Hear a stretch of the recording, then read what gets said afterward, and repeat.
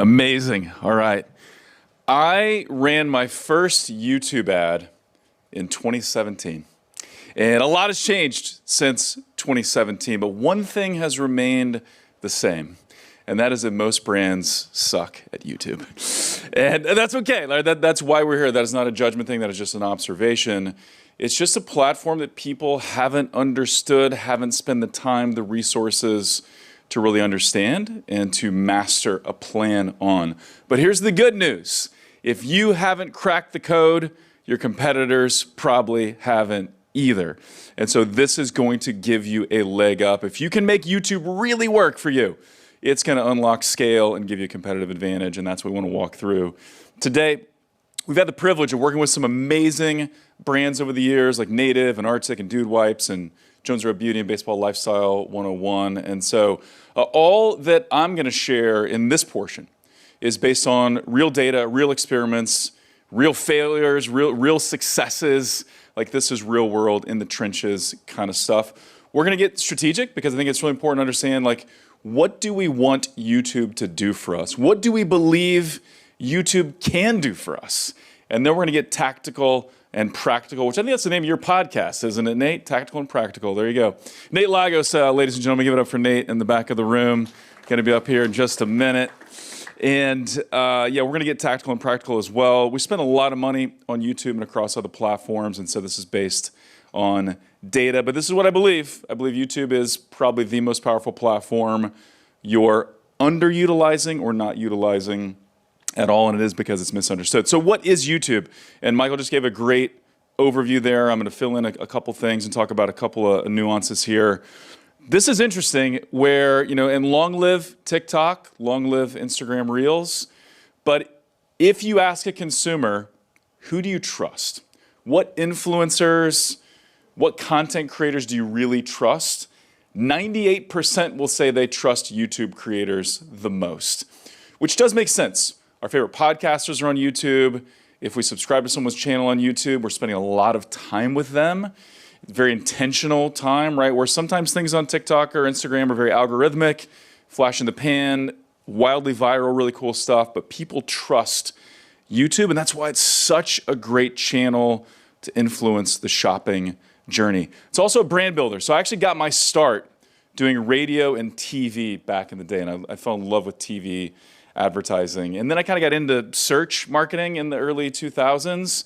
And then when I discovered YouTube, I was like, wait a minute, this is like TV and search if they had a baby, and then they did other, like this is an amazing combination. I believe that YouTube is a brand builder like TV, but better than TV ever could be. And it's much more than TV as well.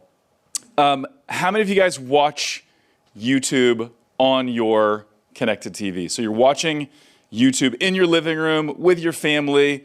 That's almost everybody. Now, this may be harder to confess, but I am interested. Does anybody watch YouTube Shorts on their TV screen? Yeah.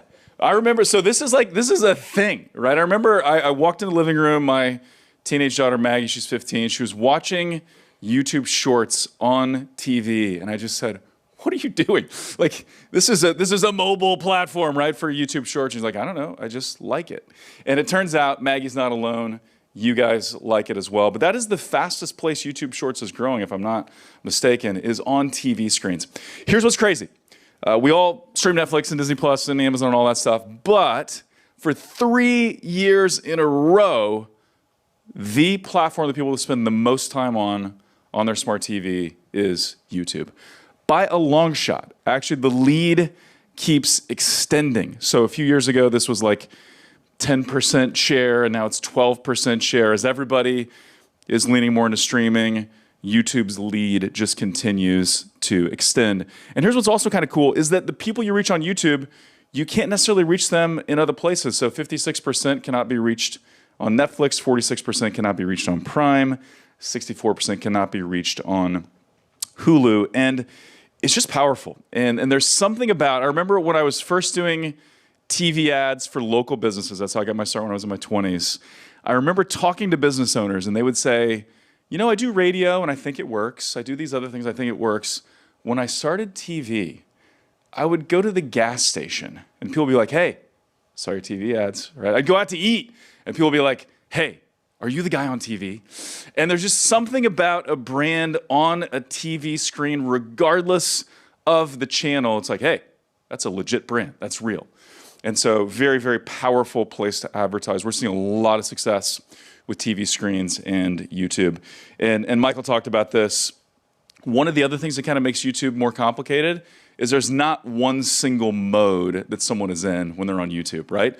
It could be that I'm watching my favorite creator. It could be that I'm watching my favorite podcast, long form. It's maybe in the background, or maybe just chilling, maybe I'm listening to music, or maybe I'm researching something, right? I bought a new truck a few years ago, and for a while, I went down this rabbit hole of 4x4 influencers on YouTube.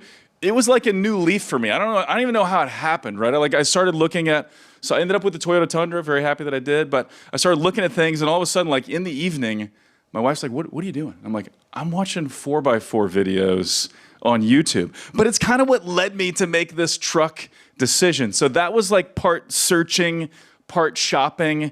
They're just different modes with YouTube. And so when you're in a different mode, different creative, different measurement, different approach, different campaign structure, all that has to be a little bit different when you're reaching someone in these different modes. So we'll talk about that. Also, the new, YouTube creators, that's the new Hollywood, right? Prime, now featured Beast Games, but of course, Mr. Beast, popular on YouTube. Do I have any horror movie fans, and has anyone seen the movie Obsession? I'm not a horror movie fan, so I have not seen it. But yeah, was it a good movie? Was Obsession good? I hear it's just mind-blowing, right? But that was a YouTube director, and I think there's two movies that are like just crushing the charts. YouTube directors, low budget, and just smashing with entertainment. YouTube is the future, guys. It really is, and we're seeing that play out right now. Any Dr. Squatch fans in the house? Absolutely. And actually, Dr. Squatch is here, I think.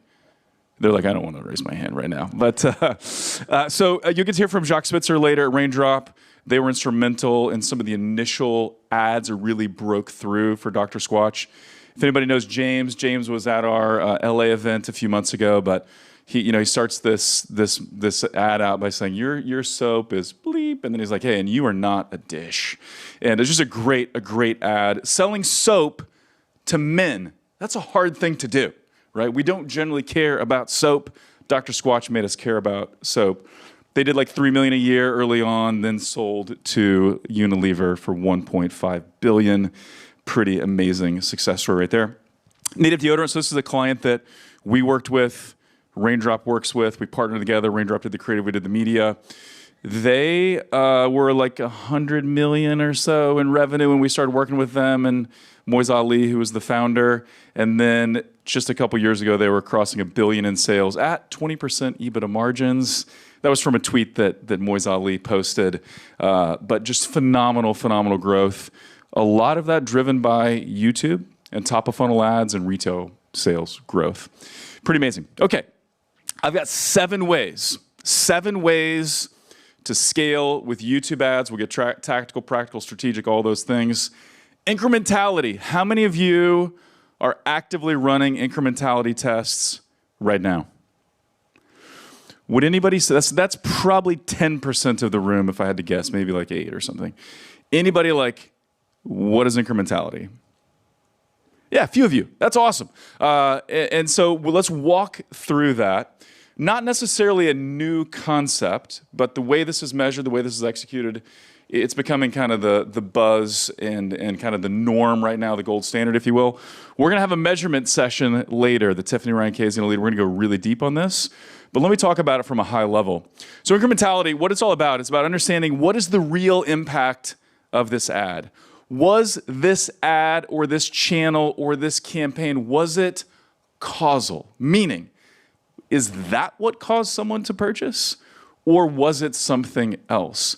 And really the only way to measure that is in a way that allows you to understand what would have happened if we hadn't run the ad, right? What would have happened to sales if we never did this YouTube initiative, if we never ran this ad, what would have happened? And so there's different ways to do incrementality studies. You got user holdouts. So you're advertising to one group of users, not advertising to another, measuring the difference, or you're advertising to one geo and you're holding out another geo and you're measuring the difference. But ultimately what this tells you is this is what this did for the business. It is the ultimate truth in advertising. And I think we can think about this example. Not everything we do is incremental, right? Now, I know I'm at a Google office. I'm a longtime Google fanboy. I believe in brand defense and branded search ads. I believe in it. We run it for essentially every client. But if you had to turn off branded search for a couple days, a couple weeks, what would happen to your business? Some of you would feel it. If you're in a very competitive space, some of you would feel it. Others of you, maybe not. Maybe just like a little bit, right? You might not feel it a ton. Other forms of advertising, TV, YouTube, for some of you, Meta, you shut that ad off and you see the pipeline dry up, right? You feel it, you see it in Shopify, you see it in Google Analytics, you shut something off, it slows down the business. That is incrementality, right? What ads are causing the business to grow? Now, again, and we've heard a lot of incrementality studies. We have some brands where branded search is highly incremental. And so you do need to look at it. But understanding what's really driving the business here, how does my mix work together to close a deal? Super, super important. I believe YouTube, the most incremental platform out there that you're not fully using. And so let's talk about that. House Analytics, so they're one of the partners for incrementality studies. They believe, and they put out a study that shows that whatever you're seeing in platform, so if you're looking at YouTube in platform and it's a 1 ROAS, it's a 0.3 ROAS, whatever, you're probably actually seeing almost 3.5 times that in terms of incremental impact. And so there's a couple things they did. They did this study with 190 incrementality tests across 74 brands. These were brands who were investing in YouTube as well. So they were spending like at least 30% of their Meta budget, they were spending on YouTube. So they weren't dabbling. They weren't doing like $100 a day on YouTube. They were investing in the platform. And these were bigger brands like AG1, Aura Rings, Ridge Wallets, things like that. And so they measured this, and this is what they found, that yeah, on average, almost 3.5x better incremental results than in platform.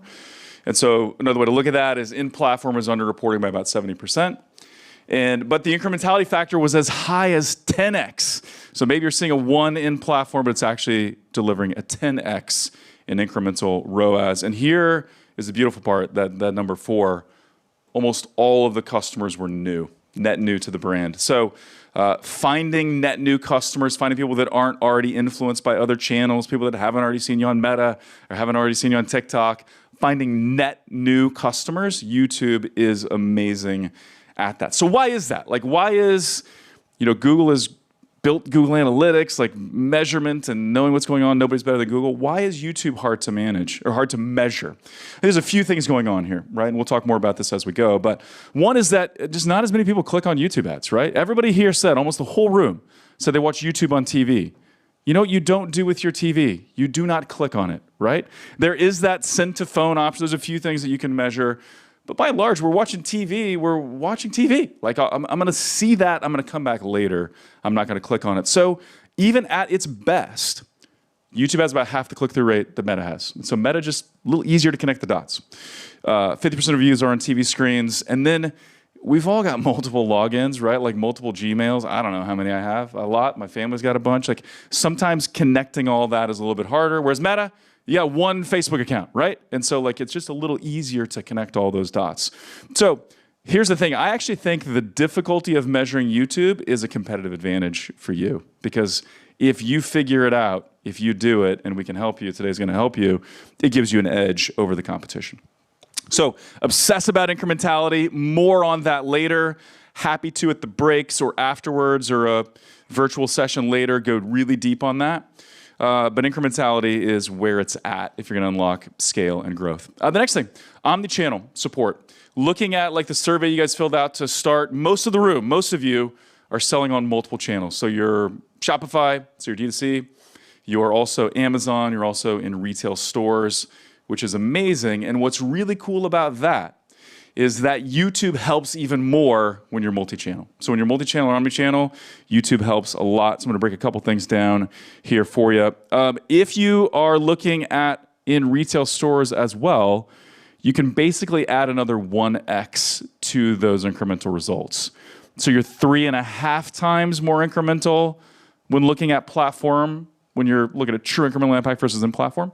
If you're in retail stores, add another 1 to that. So now you're about 4.5 times more incremental than what you're seeing in platform.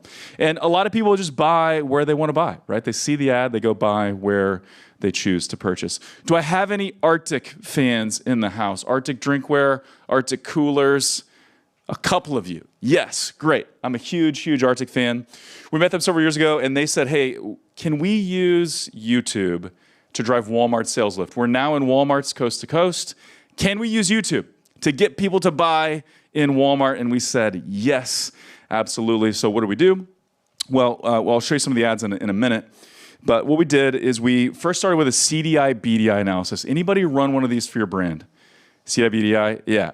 That was only one hand, and it was Michael Burke. So there you go. You guys need to do this, and we can help you do this. Google does it. Here's what this does. This looks at real data, Google's search behavioral data. So it's not like survey-based or things like that. Looking at people's search patterns. Where in the country, and this is looking at TV DMAs, designated market areas, right? Looking at like metros, basically. Where in the country does your category, so in this case, wheeled coolers, where is there high demand? Where's there low demand for wheeled coolers based on search behavior? Where then is there high and low brand demand, meaning people searching for Arctic or people not searching for Arctic? And then it breaks it up into this quadrant, right? And so then we're looking at opportunities of, okay, where would our media dollars be most effective? And we've actually found, and this can vary for different brands and different categories, but the orange, where there's high CDI, low BDI, so category is rocking, like people are searching for wheeled coolers, right? But they don't really know you, relatively speaking. Great opportunity. We've also found, believe it or not, in those green areas where it's high and high, so a lot of people looking for wheeled coolers, a lot of people know about you as well, it's usually never saturated, right? There's still room to grow. We found those markets to be really good as well. But basically what we did is we mapped out 19 test markets, 19 control markets for Arctic, and then we measured across a variety of things, retail sales, post-purchase surveys, search lift. This is one of my other favorite ways to measure search lift because if you think about it, this is the most likely activity someone's going to take. I see the YouTube ad. I'm not clicking because I'm watching something. But if I'm interested, I'm going to go back and search later. And so for Arctic, we saw about a 230% lift in searches on mobile and then across all platforms over time. People seeing the ads and saying, hey, I want to learn more. I want to check out Arctic a little bit closer. And then we started measuring retail sales, and they've got a data science team. Started looking at, okay, in these markets where we're running YouTube ads, what does the lift look like? What is the lift there compared to other markets? Here, just a couple call outs, but 25% lift across a big swath of those test markets. I did put Springfield, Missouri in there as well. Has anybody been to Springfield, Missouri? Home of Bass Pro? A few of you. Why did you go to Springfield, Missouri? Just curious. Omaha, love it. I always think Peyton Manning when I hear Omaha. I just want to start yelling Omaha. So Team OMG, the HQ is in Springfield, Missouri. We're a distributed team. People are everywhere. But I put that up there because I think that was all me. So YouTube was responsible for the rest of it. My wife just went crazy. Like we bought coolers for everybody we know. We had bought drinkware for there was one Christmas where it was an Arctic. Everybody got Arctic. So that was us. But the rest of it was YouTube. And it was amazing. We actually won an Agency Excellence Award for it. I realized I should have, I don't know what I was doing with that outfit. But we won an Agency Excellence Award. It was amazing. And since YouTube has become a key part of Arctic's growth strategy and their media mix. And so going omni-channel, which most of you are, YouTube is potentially one of the biggest support mediums, support channels for omni-channel. We also saw this. We have a snack brand that we've worked with. And during last holiday, they said, hey, we got things going on. We need you to pause YouTube for a little bit. I always hate hearing that. And it's one of those things where I'm like, I don't think you should do that. But they needed to, right? And so we did. And kid you not, it was maybe 2 to 3 days later, they called us up and they said, hey, Amazon sales are down, right? Branded search is down on Amazon. Overall sales on Amazon are down. The only thing we changed was YouTube, right? So this wasn't Amazon ads that did it. It was YouTube. And so we fired YouTube back up. Sales resumed on Amazon, and they have not paused since. And so it's one of those things where even, like, I'm telling you that this is the way it is, and you're going to be like, yeah, I believe that. Academically, I believe that. And then later you're going to be like, well, let's pause it. And then you're going to see that sales are going to go down. And so it's an omni-channel helper. It just is, and it's one of the absolute best. Okay, now, we'll talk media in a minute, but the most fun, like the thing we love to look at, right, is ads. And let's talk about creative that really works on YouTube. This is one of the things we notice. Like, we do a lot of consulting with big brands. They come to us and they say, hey, dabbled in YouTube, tried YouTube, it's not working. What can you do to help? One of the biggest issues is it's the wrong creative, right? It's creative that's not YouTube first. It's creative that's not optimized for YouTube. YouTube wasn't even a thought in the mind of the creators or the editors. Like, they weren't even thinking about YouTube. And so that's one of the biggest issues. We're gonna fix that actually right now. And so I hate to get too formulaic, because I think sometimes true creativity goes a little bit outside of the box, right? But there's a lot of room to create within some of these bullet points or within this formula. But essentially, every good YouTube ad has these elements, right? We need a hook. For most of what you're going to run, it's going to be skippable in-stream ads. You got 5 seconds, right? 5 seconds before that magical or not magical, depending on if you're a consumer or an advertiser, skip ad button pops up. You have 5 seconds to make a customer say, maybe. Maybe I'll keep watching. Maybe I'll check this out. Maybe I'll dig deeper. You got 5 seconds. So the hook's got to be right. I'll show you how to measure the hook in a minute.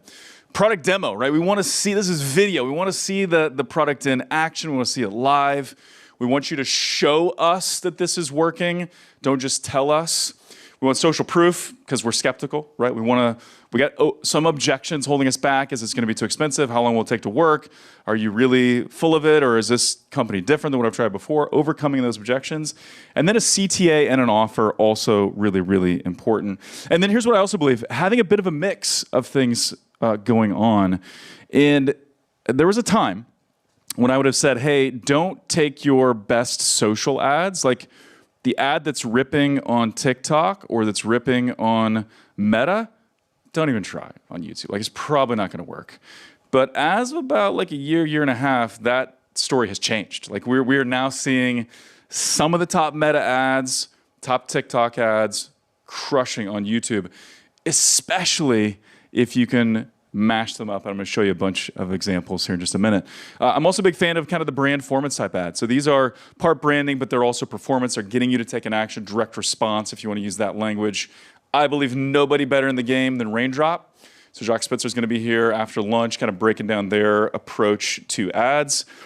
Almost always, though, if we look at accounts that are spending several $100,000 a month, several million a month on YouTube, UGC and influencer mashups, almost always one of the top 5 ads, almost always. I'm going to show you how to do those in just a minute.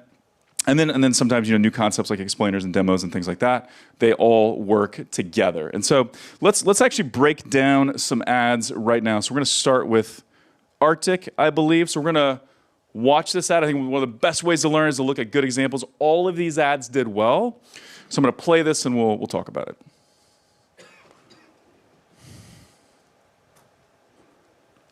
Oops.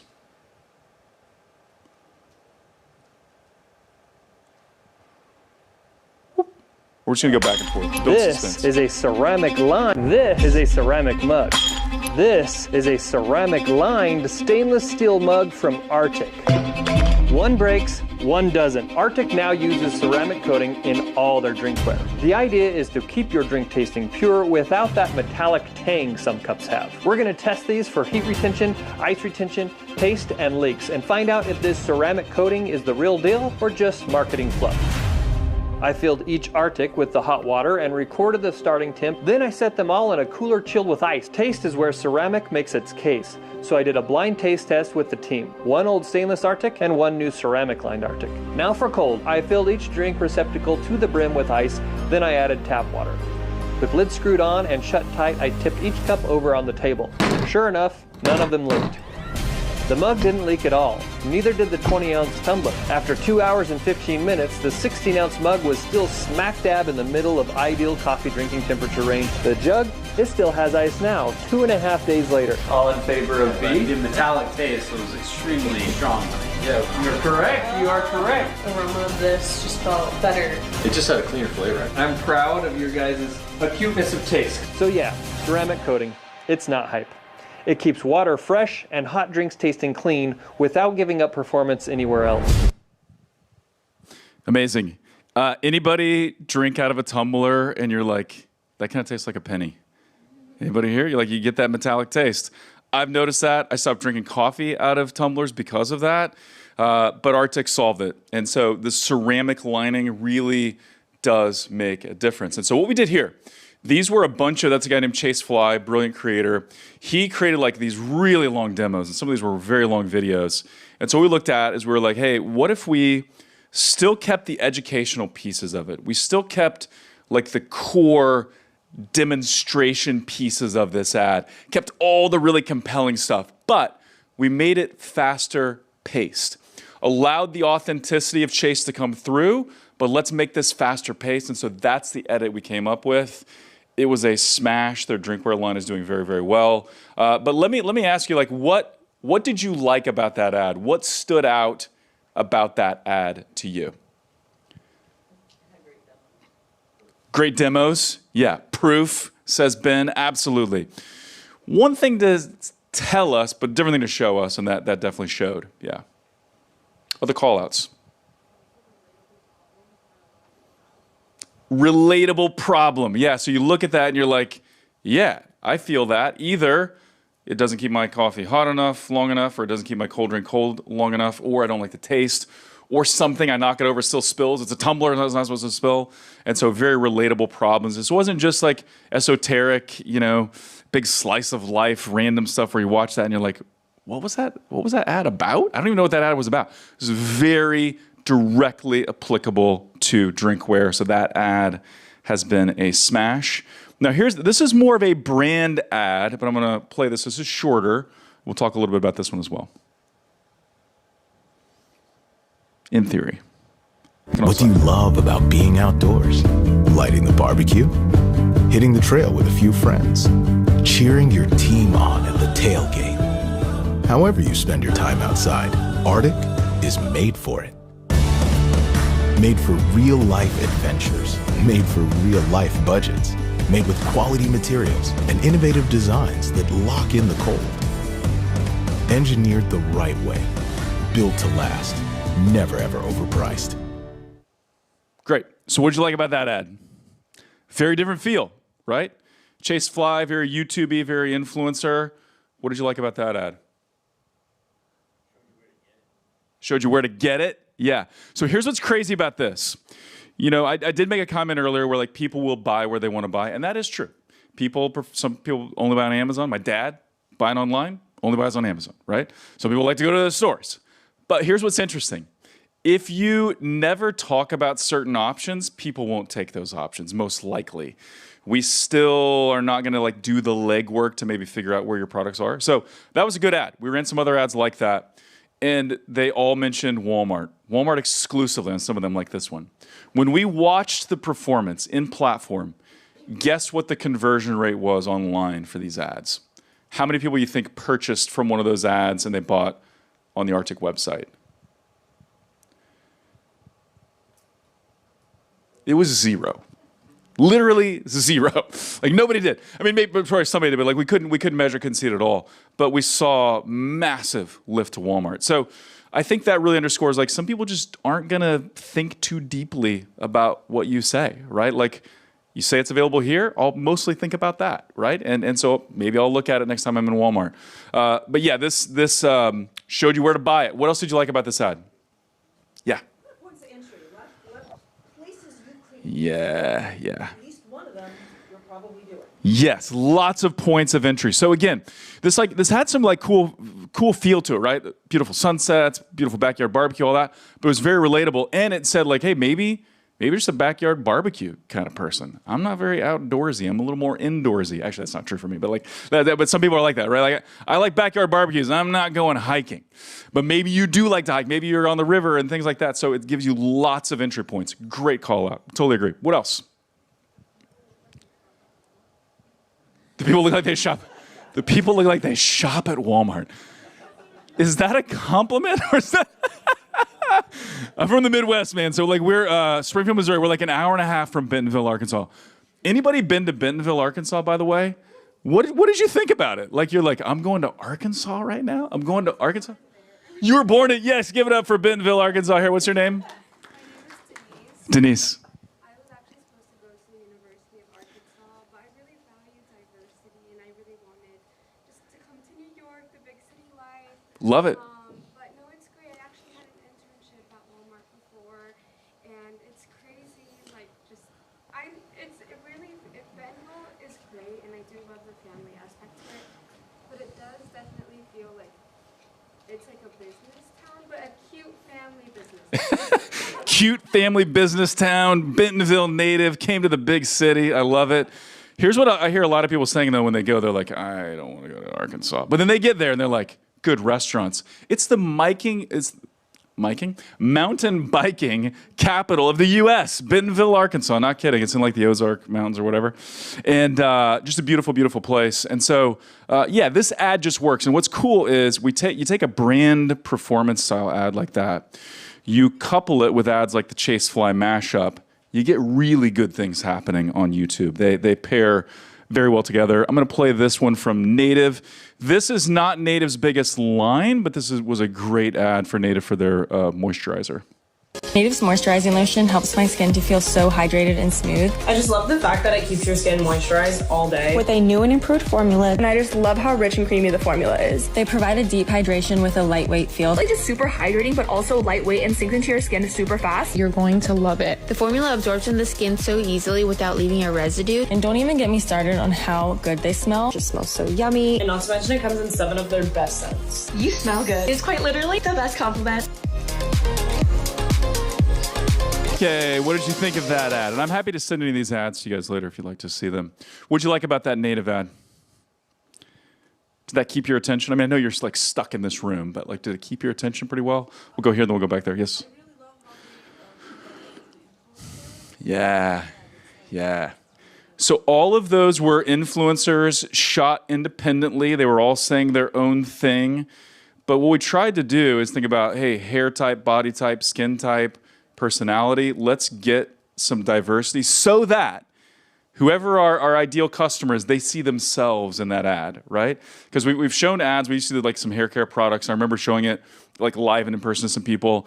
And a couple of the ladies who were like in the room watching, they're like, her hair is way thinner than mine. I don't know. Like, I don't think that's going to work, right? So people need to see themselves in the ad before they'll believe it. Yes, sir, in the back.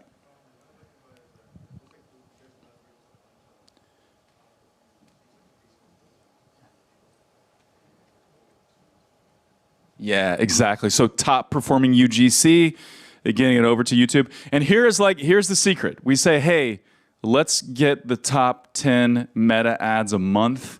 We're going to chop those up. We're going to put them into mashups. So now we already know different elements of these clips work. They work on social media. Now we're going to mash them up, put them in a format that really sings for YouTube, and we're going to run that, and it just works. And so that ad and that ad format have been a smash. So you're going to hear it from my man Cody Plofker in a minute, but I want to play this ad. This is for What the Foundation. They have always found success leaning into Bobby Brown, the creator. And so you get to hear a little bit of Bobby, a little bit from creators. That's another really interesting way to look at a mashup. Not just customers, not just creators, but founders as well. And so let's play this one. Is traditional foundation making you look worse? Traditional foundations are not great for lines in the face. It's sticky and gooey, and it really emphasizes my wrinkles and dark spots. We need something different. We need something moisturizing that gives a bit of color to counteract dullness and gives our skin life. What the Foundation for me is the magic formula that does it for my skin. It's like facelift in a jar. It just makes my skin look good, gives me a lift, and I look like I'm not wearing anything. It is outrageously great for very dry skin. The moisture comes from natural oils that we've included in the formula, and some of us don't even need a moisturizer with it. And I don't think you'll ever go back to using traditional foundation once you discover this. I think this is amazing because it's a moisturizer as well. It contains a really unique... For a second time, I'm going to move on just a little bit, but what did you like about that? What did you like about that ad?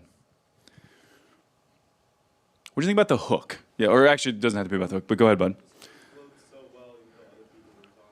Yeah. Yeah. Flowed pretty smoothly. You always had like that split screen. So we're seeing Bobby, but we're seeing the product. We're seeing real customers applying it. We're seeing some before and after and that sort of thing. So flowed really smoothly. Absolutely. What else? What else did you like about that ad? Credibility. Yeah. And what gave it that credibility, would you say? Yeah. Yeah. Yeah. Combination of the founder and actual customers. Michael Burke and I were talking in the green room earlier this morning. We're like, founder videos, man, they just work, right? Like even if you like Wendy's, and you remember back when Dave Thompson was still alive and he was like in the ads, he hated being in TV ads, and so he'd always try to get out of the TV ads. But they would always do testing. They were like, hey, the ads with you in them do better. So he just kept being in the Wendy's ads. Something about it. Nobody is as relatable, passionate as a good founder in a video. So it gives authenticity, but then you also have real customers, real creators talking as well. Yeah. What else did you like about it? Yeah. Yeah. Yeah. Showing the product and saying, hey, it's like a facelift in a jar. I love that line. And then it's like, but it looks like I'm wearing nothing as well, which is a beautiful combo. And I love the hook too. She said, hey, is traditional foundation making you look worse? It's a great way to open, right? And I think like getting right to the heart of this is probably a pain point. This is probably an issue you have. So we're going to address that right out of the gate. So that ad, absolutely. What is this? Love it. Oh my God, this is amazing. That's good. They got pickle, fancy butter, super butter, Sinalicious, Maui heat. This one has like a fiery touch to it. So good. Yeah, that's very good. I mean, that's perfect. That is unbelievably good. This is the best popcorn ever, and it comes from opopop.com. This is the best popcorn I've ever had in my life, hands down. It's got this really unique flavor to it. Every kernel. So you kind of get the idea. That was a 9x16 mashup. Shout out to the Ad Crate team. And actually, Barry Hott. Is Barry Hott in the room? Hot, he's coming later. He was actually one of the taste testers in that ad. Barry Hott's going to be here. But that mashup was a real winner, and I love the way that fits on mobile. So what we always try to do is we take, hey, the mashup in a 16:9. 16:9 is still the core of YouTube. A lot of people watch on their mobile phones, still in 16:9. Of course, 50% of all views are on TV. Like, we need the 16:9, but then getting 9x16 edits of those, also very, very powerful.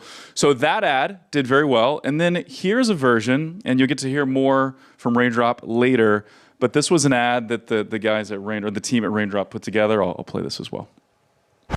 Moving ahead. I'll make Oppo pop. In a world where popcorn just doesn't pop anymore, one name dares to be different. Oppo Pop. Oppo Pop! Each kernel is flavor wrapped, so every bite packs a punch. Oppo Pop. So rich, so buttery. Oppo Pop. Oppo pop. So sweet. Oppo pop. Oppo Pop. You'll fall in love with popcorn again. Oppo pop. And don't worry if you run out. Oppo pop.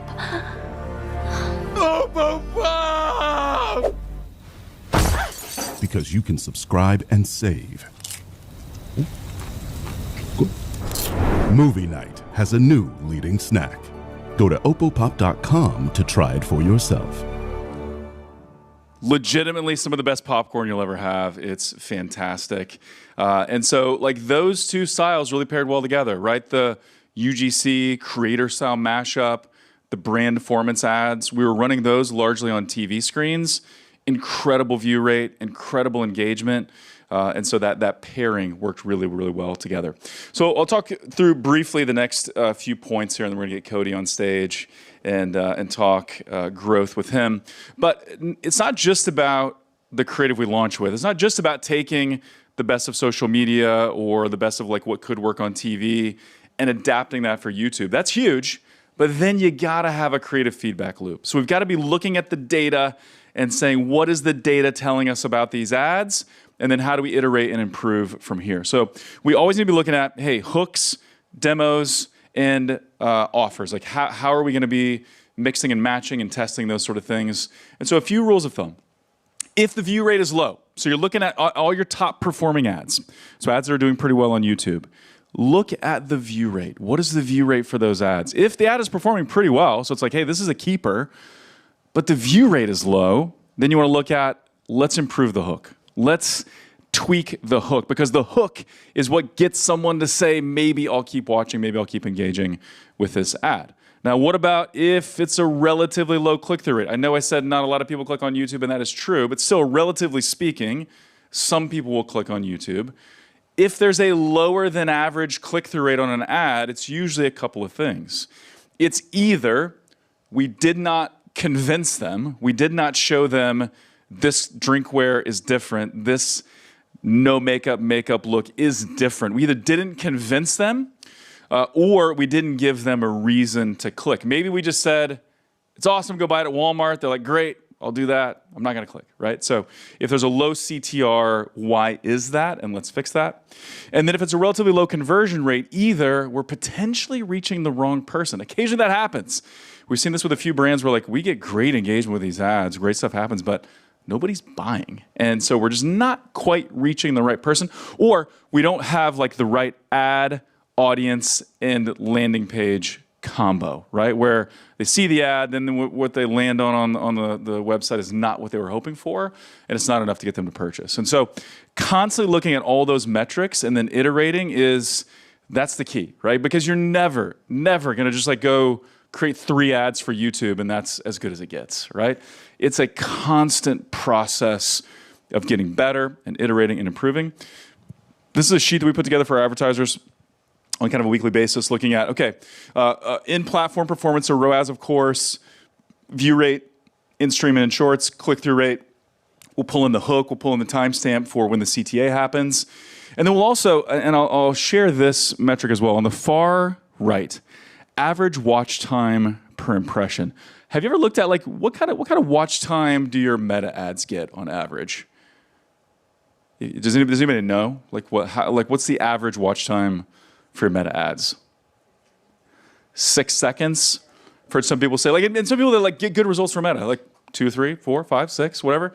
Some of these ads, look at this one down here, it's a 16:9, 31 seconds average watch time per impression. That one that spent 28,000, 23 seconds. That's the average. So people that saw the ad on average watched 23 seconds.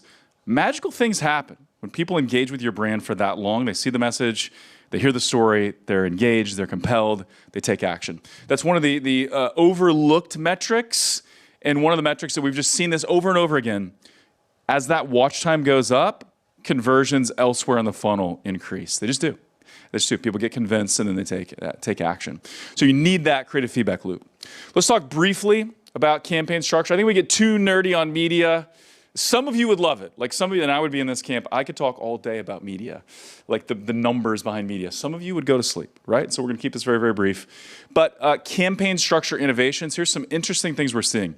Michael Burke talked about demand gen. We love demand gen. Demand gen is mostly what we do with YouTube. However, we are seeing more and more success with awareness campaigns and view-based campaigns and kind of the fusion of those with demand gen campaigns. So I'll talk about that a little bit. If you're trying to get retail sales lift, like Arctic or like others we've worked with, like Native and stuff, we actually see better results if, call it 30, 40, 50, maybe as high as 70% of your mix is with awareness campaigns and view-based campaigns. You can still measure what's going on if you're doing incrementality studies and you're doing geo holdouts and things like that, but you get lower cost per reach, engagement is off the charts, you can still be very targeted, watch time goes way up when you're doing awareness and view-based campaigns. So if you're trying to drive overall lift, you gotta lean into view-based campaigns. If you're doing a little more, overall sales lift, then probably you'll lean more into demand gen. But we've seen this again and again. We actually saw this with a women's apparel brand recently and a few others where they've done multiple house incrementality studies, and their best studies to date were at least 30% view-based campaigns. So where they did some studies that were just demand gen, they beat those results by adding in some awareness and some view-based campaigns. Pretty powerful. If you're only D2C, like you're only selling D2C, which is fine, then you're gonna wanna mostly go demand gen. And I think that's generally the best place to start. But this is one of those areas where thinking a little bit outside the box is going to pay off. And the media does matter. And the Raindrop team talks about this. Jacques going to talk about this later. They've created some amazing ads, and you'll see a lot of them. And they put that in the hand of a buyer that only knows Meta, and guess what? It doesn't work on YouTube. And then they come to a buyer that does know YouTube, like OMG, and the ad just takes off. And so campaign structure innovation is important. Now, this may be one of the most practical bits of this whole talk. I'll keep this brief. It's simple. But if we wanted a pipeline of our top Meta, top TikTok ads, which of those ads should we run on YouTube? I think almost any of them could be sliced and diced and turned into a mashup and work on YouTube.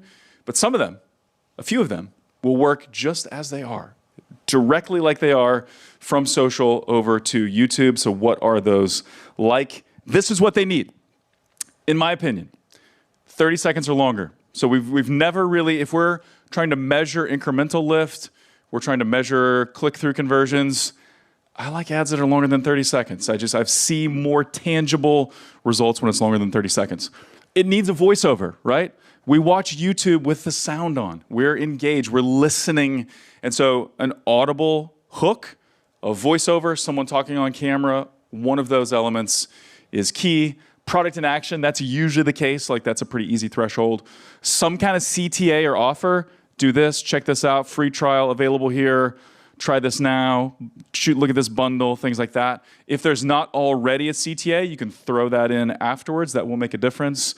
And then just a reminder, like thumb stop only may work on some platforms, not on YouTube, right? YouTube, the ad does the heavy lifting, so it needs to go beyond just the thumb stop. And so, but if you got a video that does all of those things, test it on YouTube.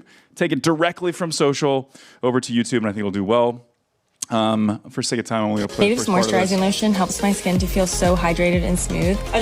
Same ad we just looked at, but made in a 9:16 format. So final thing, we're going to go deep on measurement in just a little bit.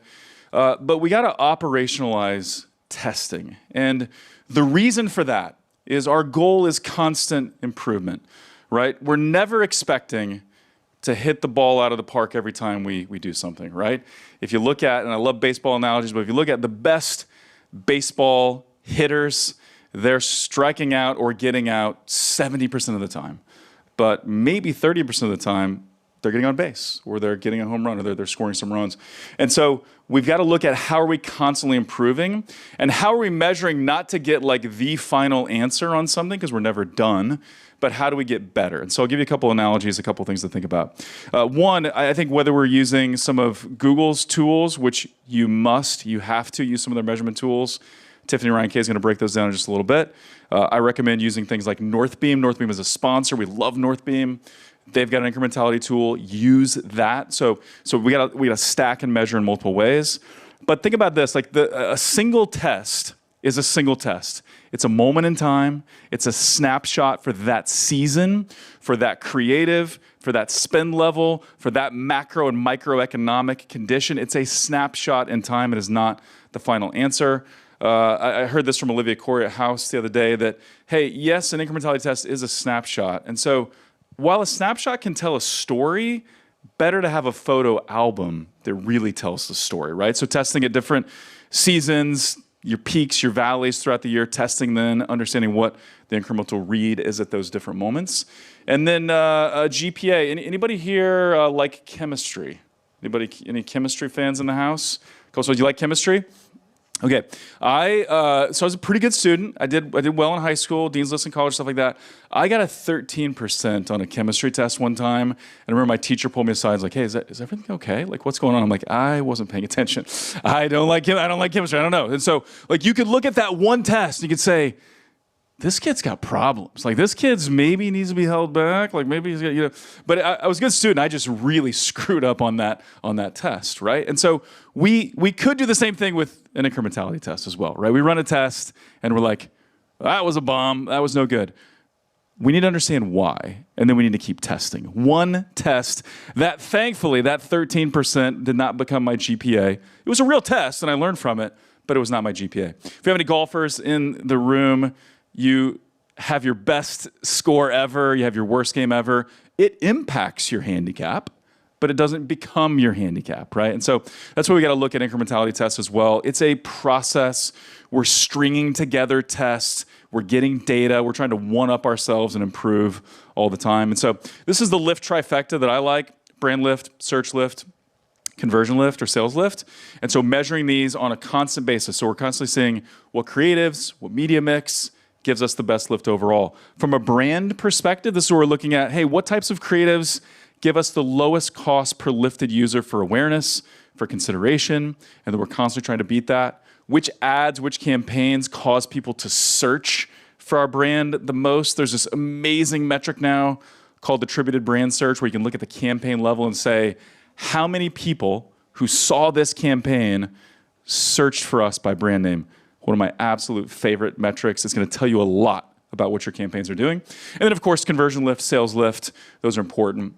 We also need kind of all three of these working together, right? Our multi-touch attribution, and MMM ideally for kind of correlations, and then incrementality for causal reads. And so Tiffany Reinke is going to break all that down a little bit. And then this is what we do with incrementality studies. This is a side-by-side comparison we put together for one of our brands, is looking at, hey, across these 4 tests, what changed? So what was our spend level? What was our CPIA? What was our iROAS? And then looking at that, like, how did our channel breakdown change from one test to another? How did our product mix change from one channel to the other? Because what we found is, like, if you want to be the most incremental possible, lean into your hero products. Lean into your hero offers. You start to go beyond that and get too overly creative, it might not work. So constantly looking at what changed in terms of the media and the creative, and then how did that impact the overall incremental results. And so this is the type of stuff you got to be nerding out about and looking at all the time. And so as we kind of wrap this portion, and we're just getting started, y'all. Like, there's so much more to go for the day. We would love to help you. And so OMG Commerce and my team, if you look for the people in the OMG Commerce t-shirts, I see Tanner, I see Trent. You guys want to wave your hands here? I see Heidi in the back. So if you got any burning media questions or creative questions about YouTube, talk to OMG team members. But we'd love to help you with all things YouTube. So a readiness review. What of your creatives are ready for YouTube right now? What's the roadmap going to look like for your brand, for YouTube to be successful? We also manage these other channels, right? So like Amazon, I'm telling you, like you go deep on YouTube, Amazon is going to take off a little bit as well. Google Meta retention, we do that also. And then we do full service and consulting. So sometimes brands come to us and they say, hey, we don't want to touch this. We want you to do everything. We can do that. Other brands say, hey, we've got in-house media buyers, in-house creative, but we need guidance. We need help to fully unlock this channel. We do that as well. And so if you are interested, grab somebody from OMG, scan that QR code, and we would love to chat. Going to be here all day. Going to be a lot of fun. And so that wraps this portion. But we're going to continue to get after it. So thank you. This is that awkward moment where you clap for me and I stay on stage. You're like, we're clapping because we wanted you to leave. But a couple of event things, and we're going to get Cody Plofker up here and do a little fireside chat. But could not do it without our sponsors. So a quick word about 3 of our sponsors now. We'll talk more later. Do I have any North Beam fans in the house? Yes. And do I have our North Beam team? Are they in the house? They're not here. They're like, yeah. So our biggest brands, a lot of them are using North Beam. It's now an MTA, incrementality tool, and an MMM all rolled into one. The smartest, most sophisticated brands that I know, a lot of them choose North Beam. Channable, our Channable friends here. I can't see super clearly from up here. Don't see Channable. When we manage, yeah, there you guys are. Man, so good to see you. Channable, if you're on Amazon, you're selling on Google Shopping, things like that, and you got a pretty complex product feed, a lot of products, a lot of SKUs. Channable, it's a must. Like when we get a new client that kind of fits certain criteria, the first thing we look at is, okay, if we're going to scale shopping, we're going to scale PMAX. Let's get you on Channable. It's going to make our lives easier, your life better and easier. And then final one for this bit is Pretty Damn Quick, or PDQ. Do I have the PDQ team in the house? In the back, give it up for PDQ. If you're not optimizing your cart, you are leaving money on the table. Jones Road Beauty, big fan of PDQ. I know a lot of other brands that they increase average order value, increase the checkout rate. Like if you're not looking at individualized checkouts, and if you're not running some tests with PDQ and making tweaks there because of PDQ, you're leaving money on the table without question. So check out PDQ. They'll be here today, and more on them later as well. And so I think these moments are some of the best at events like this. Let's just have a conversation, man. Let's have a chat about people who are in the arena, or with people in the arena who are doing it, who are making it happen. I said this earlier, and this was not hype. I have a marketing podcast. My podcast is my grandma's favorite podcast and my parents' favorite podcast. But Cody's podcast is my favorite podcast, right? Marketing Operators.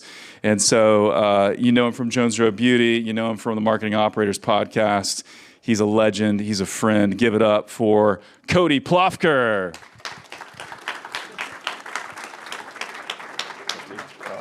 See, man. All right, let's do this. So your mic is right over there, green mic in the chair. I'm going to grab my notes so I don't forget anything. So, dude, how's it going? Doing well. Thanks for having me. Yeah. Now, I think we have to start here, where Not staying up there the whole time, I hope. Well, you don't have to look at it, but people want to, like, photo ops, the video, like people want to see Cody there. So, you know, people know you from Jones Road and the Marketing Operators podcast, of course, but you recently had a career change. Like, there are things that happen. Anybody a D2C Twitter fan? Like, you're on I don't know why we always call it D2C Twitter, but X. Yeah, like you're following it. There was a post that shook the D2C world, and it was Cody Plofker's announcement. I'm stepping down as CEO. And so walk us through that. Like, you recently did that. Why are you doing that? What's going on here? Yeah. So I've been involved from the beginning. It's been, 5.5 years, been CEO for, probably about 2.5 years. Very proud of, everything we accomplished. Grew, bootstrap company to, 9 figures plus pretty quickly. But just decided, for the business, I think it was best just, knowing my skill sets and trying to be real, honest about it, and what I think the company needs, as well as like just what I want to be doing, and, thought I could maybe stay there through, exit and stuff like that. But I was just like, it's going to take a little bit longer than I maybe thought or intended. And I just also had to be honest with, just wasn't having fun every day. And there's a lot that, it sounds fun being CEO all the time, but there's a lot that comes with it that is not really what I wanted to be doing every day or what my skill set is. And had a lot of things I just kind of missed doing, gave pretty much everything to it. And, fortunately now it's a family company. I'm a partner in it, so I can go to the board. I can still be involved strategically, but I can now spend time doing stuff that's firing me up, which I'm excited about. I love it. And Cody's influence will still be felt. Thankfully, he's still going to be guiding a little bit. But there's something about that. Yeah, one about like being CEO where you're like, oh, that's... Yeah, if our YouTube ads are not performing, I'm still going to slack you about it. And be like, bro, what's going on? Cody's still going to be messaging me, texting me, slacking me late at night, which I welcome those texts. Hopefully it's for good news, not bad news. But yeah, it's so true. And I think there's something about that, though, understanding, one, what do I love doing? Because if I can spend my time in my strengths doing things that I love, it's going to go better. I'm going to be more productive, more effective. And then, like, what does the business need? And here's what I'll say, and this is what people said on X as well, and I was like there amening it, is there are few CEOs in the space better than Cody Plofker. Like, I mean that. Like the way you were doing it, it was a model, as an example. And so if you'd have that self-awareness to say, you know what, I'm going to be better, and I think JRB is going to be better as well, kudos to you, man. So really awesome. Really awesome. Let's talk YouTube. So this guy speaks at like Meta Performance Marketing Summits. He's on the Marketing Operators podcast. He's vibe coding, and I always put a Y instead of an I in coding, so it's codying. Anyway, that's a really nerdy thing. But he's vibe coding, doing like CRO and stuff like that. But where does YouTube fit? Like, from your perspective, where does YouTube fit into the mix? I'm a big fan. I mean, it's always been like, we'll call it between 10 and 20% of our mix. And when things have been really good on YouTube, like business has been really good, I'm definitely a really big fan. I mean, obviously Meta is going to be a big share of any D2C brand, but you know, it's such an important channel for so many reasons. It can reach new people. Everybody's on it. It's the new TV. Like, I'm a huge fan. You don't need like endless supply of creative. Creative is really important, but you know, it's one of the only platforms where you're getting really like full screen attention from somebody. So the quality of impressions is great. So huge fan. Think not every brand, but definitely for the right brands, it should be like a really big part of your strategy and mix. Love it. Let's talk creative a little bit because Cody, you and I, we slack a lot on YouTube and creative and stuff. And I remember we were working on some creative concepts together. We were slacking about it, and you messaged me and you're like, I don't think it's going to work. Like this round of creative, I don't think it's going to work. And you're like, I think it needs a little more. And I was like, I think you're right. And so from your perspective, how do you, and this is a little bit different than Meta or other platforms, how do you look at a YouTube creative? When do you look at a YouTube creative and say, this needs a little something extra before we start running this? I think I heard you say brand performance earlier when you're talking about YouTube, and I think that's a good way to look at it, and just like how I think about YouTube as a channel in general. Like, it's probably like a quasi like direct response and brand awareness channel. It's not like TV where you have a 15, 30-second spot, and yes, you can get an offer in it, but it's really a top of funnel channel. It's not like Meta or something where it's just bottom funnel and you have to buy right then and there. And so I think you need a compelling story. Like, I don't think it can just be product or offer. You do get a lot of time if you do it correctly to get people's attention, right? People are not scrolling, they're watching a video. And so as long as you could get a good hook, which is extremely important, right? And then retain their attention, you do have their attention, so the quality of impressions are really high. But what I found is you do have to be a little bit stronger on the direct response side. So those videos in particular were part of like a hero TV video shoot, and I just didn't think they were punchy enough. So you need a good hook, but I think when you're scrolling social, a lot of times and people have sound off, you need a good visual hook. On YouTube, often it's on TV, half of it is on TV. Almost everyone obviously is listening with sound on, so I think audio hooks are really important. Obviously, there's a whole you don't pay unless it's a 5-second watch, so you can actually try to like be strategic about that and almost like qualify who it's for and who it's not for. And then you still need good pacing, but it's not like super quick like paid social pacing.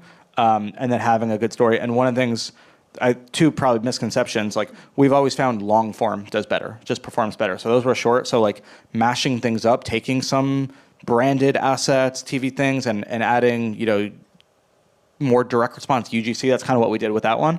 And then also everybody thinks you need like the most polished creative in the world.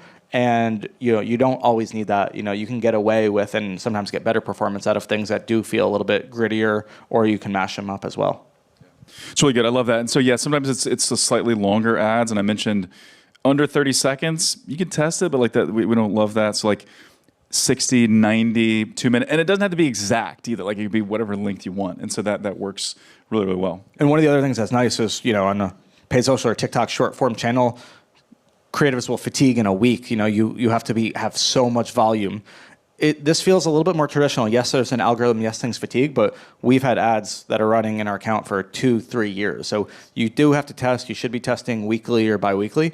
But if you get something that performs, you can ride it pretty well. Yeah, I love that, and that's one of the biggest benefits of YouTube. And I think there is something to be said about like for Meta, TikTok, it's just like a volume play, right? We just get a bunch of ads in there. We're not overthinking it. We're trying to find winners that way. With YouTube, you need to be a little more strategic. You need to think about it as you launch it. We still got to test and find out, but you can be a little more strategic. And absolutely right. You don't have to nail it with polish, but sometimes like the higher production ads, they do work on YouTube, and sometimes they don't work on Meta. And so you can kind of like wherever you are in the journey, you got some TV ads, probably make them work on YouTube. You're all UGC or creator, we can probably make that work on YouTube as well. But I love the way you said it, and I want to underscore this. It can be longer, but it's got to be fast-paced. It doesn't have to be like crazy fast-paced like some TikTok ads, but it can't be slow. It's got to have pace to it, and it's got to have that direct response element to it as well. Other things that as you look at, like these were the winners for Jones Road on YouTube or other brands you've met. What other characteristics do they have? I'm always a fan of like quasi-educational stuff. So again, it's not just YouTube video educational, but just understanding why people are on that platform. And it's right. It's either to they're looking for something, so they're searching and kind of using it as like, hey, I need to go mow my lawn, or I need to learn how to do this. So they're in a learning mindset, or it's an entertainment thing, right? It's the new TV. And so you shouldn't just be like, hey, here's this product, I have this product, buy it. Like, the more you can make it feel like it's something that people are getting value of, regardless. And I think the same is true for anything paid social, but I think it's really important here. But you do have to obviously weave in the right sales mechanisms and direct response things into it. So I think if you can kind of like blend that and tell really good stories, that can be really helpful. Absolutely. And what has been kind of the journey for Jones Road? Like, because I think you guys tell really good stories. And of course, Bobby is dynamic. I mean, you watch her and you're like, trust her. Like, I just totally, like, she's an icon type of thing. How have you guys progressed in, how do we get the right mix of all those elements you just described so that we can build these great YouTube ads? Yeah, I mean, you do have to produce specifically for it, or you don't have to. It's recommended, but again, it doesn't have to be this like $300,000 TV shoot. You can definitely start taking paid social assets. Obviously, you should launch your 9x16s that are performing well. You still do want them and have them in the mix. And then there are a bunch of services, or we've worked with some, but where editors, where you can kind of add like frames and backgrounds.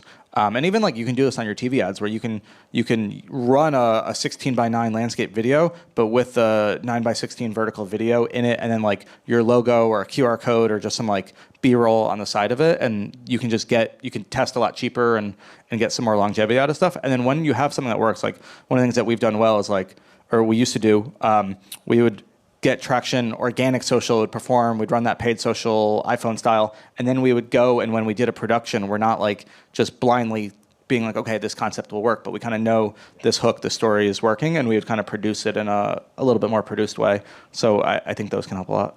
Yeah, and so you recently did, it was, I think, for the Foundation Stick launch, some of the creator shots that I saw, you guys did those, right? Like, you brought creators into a studio as well. And so sometimes what you're doing is you're running ads from creators on paid social, stuff they shot, stuff they filmed. You're understanding these are the hooks and things that work. Now we're going to let's go professionally shoot some of those as well. Talk a little bit about that. Yeah, just like, I think I guess it's like top down versus bottoms up, where like traditional brand campaigns are like, hey, here's this concept for this campaign we're going to have like a big hero spot. And then from that hero spot, we'll go and edit a few variations of it, right? And it's still important, especially for like a brand campaign. And we did that for the Foundation Stick launch. But I think when you do that, you want to get as much like footage as possible, because then you can edit. So we had TV spots, things like that, but we brought them to Brett's team and we were like, hey, here's what we have. I think they're a little too polished for performance, right? How do we add a little bit better editing in this? How do we add better hooks? How do we make them a little bit longer, mash them up, and a little faster paced, a few of them as well? Exactly, yeah. Just have them hit a little bit harder. So that's like a good way to do it. Like if you have like a big campaign or a shoot and want to extend TV. Like even one time when we first ran TV ads, I was like, all right, we have them, let's run them on YouTube. What we found, the engagement was very good on them. So watch time was very good, right?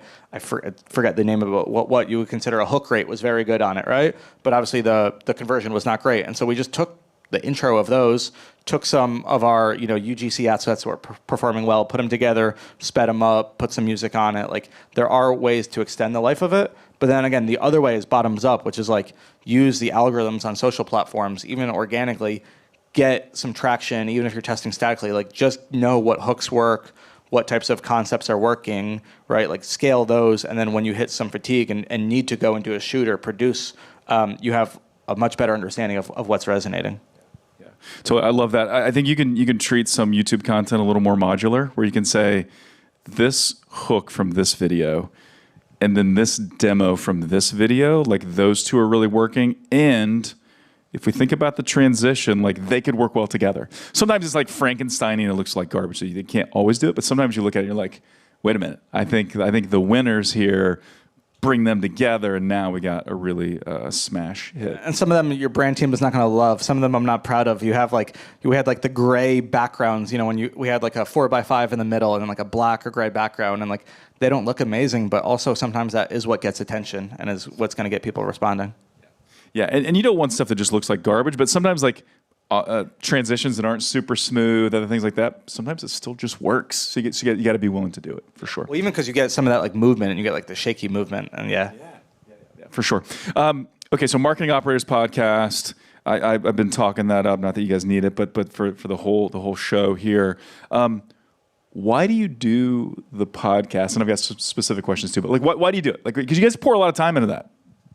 It's fun. I mean, fortunately, it's easy. We have like a company, a production company, so like we just show up and chat. But it's like something I would do like for fun, regardless. Like, it's just you can never know enough, and I think having a network of people that you can learn from and reach out to is like the best thing. And so I'm able to just like learn. Like the two co-hosts I have, it's Connor, who's a CMO of Ridge, and Connor, who's the head of growth of HexCloud. Like they're just really, really smart guys. And so sometimes I'll just like have a question for them, and they're not great at texting. And so if I don't get a reply during the week, I'll just ask them on the pod and be like, hey. And so there's just so much I've been able to learn from it. And then also having guests on as well. I also think sometimes trying to teach, like, yes, it's nice to, be able to teach and hopefully people can get value, but you also kind of learn and get to check your own understanding of things if you're trying to teach it and communicate it. And then also, like, because of that, if I want to reach out and people are familiar with it and, whatever, like,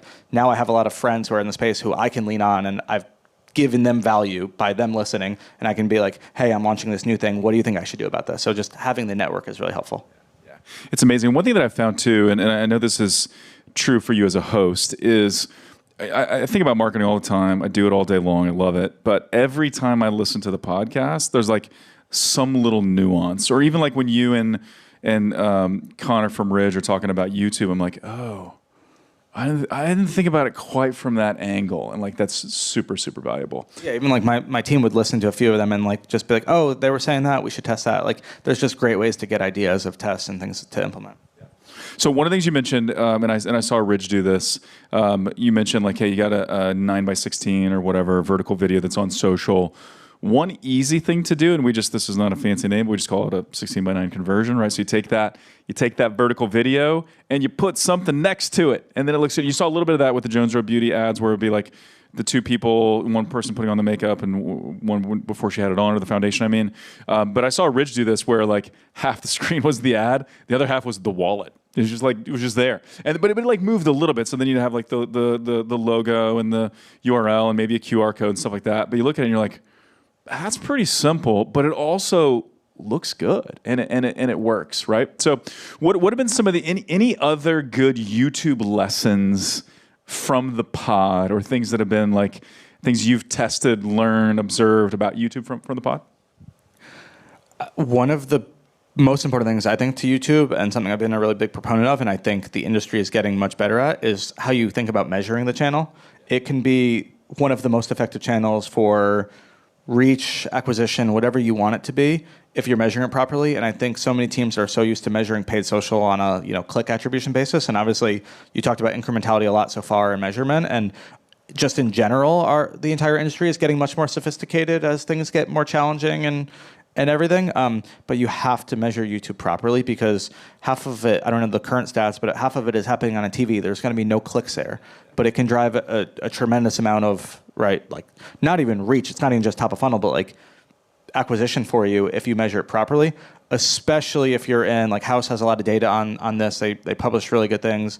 Amazon as well. There's much higher halo effect from video channels like YouTube to Amazon to wholesale as well.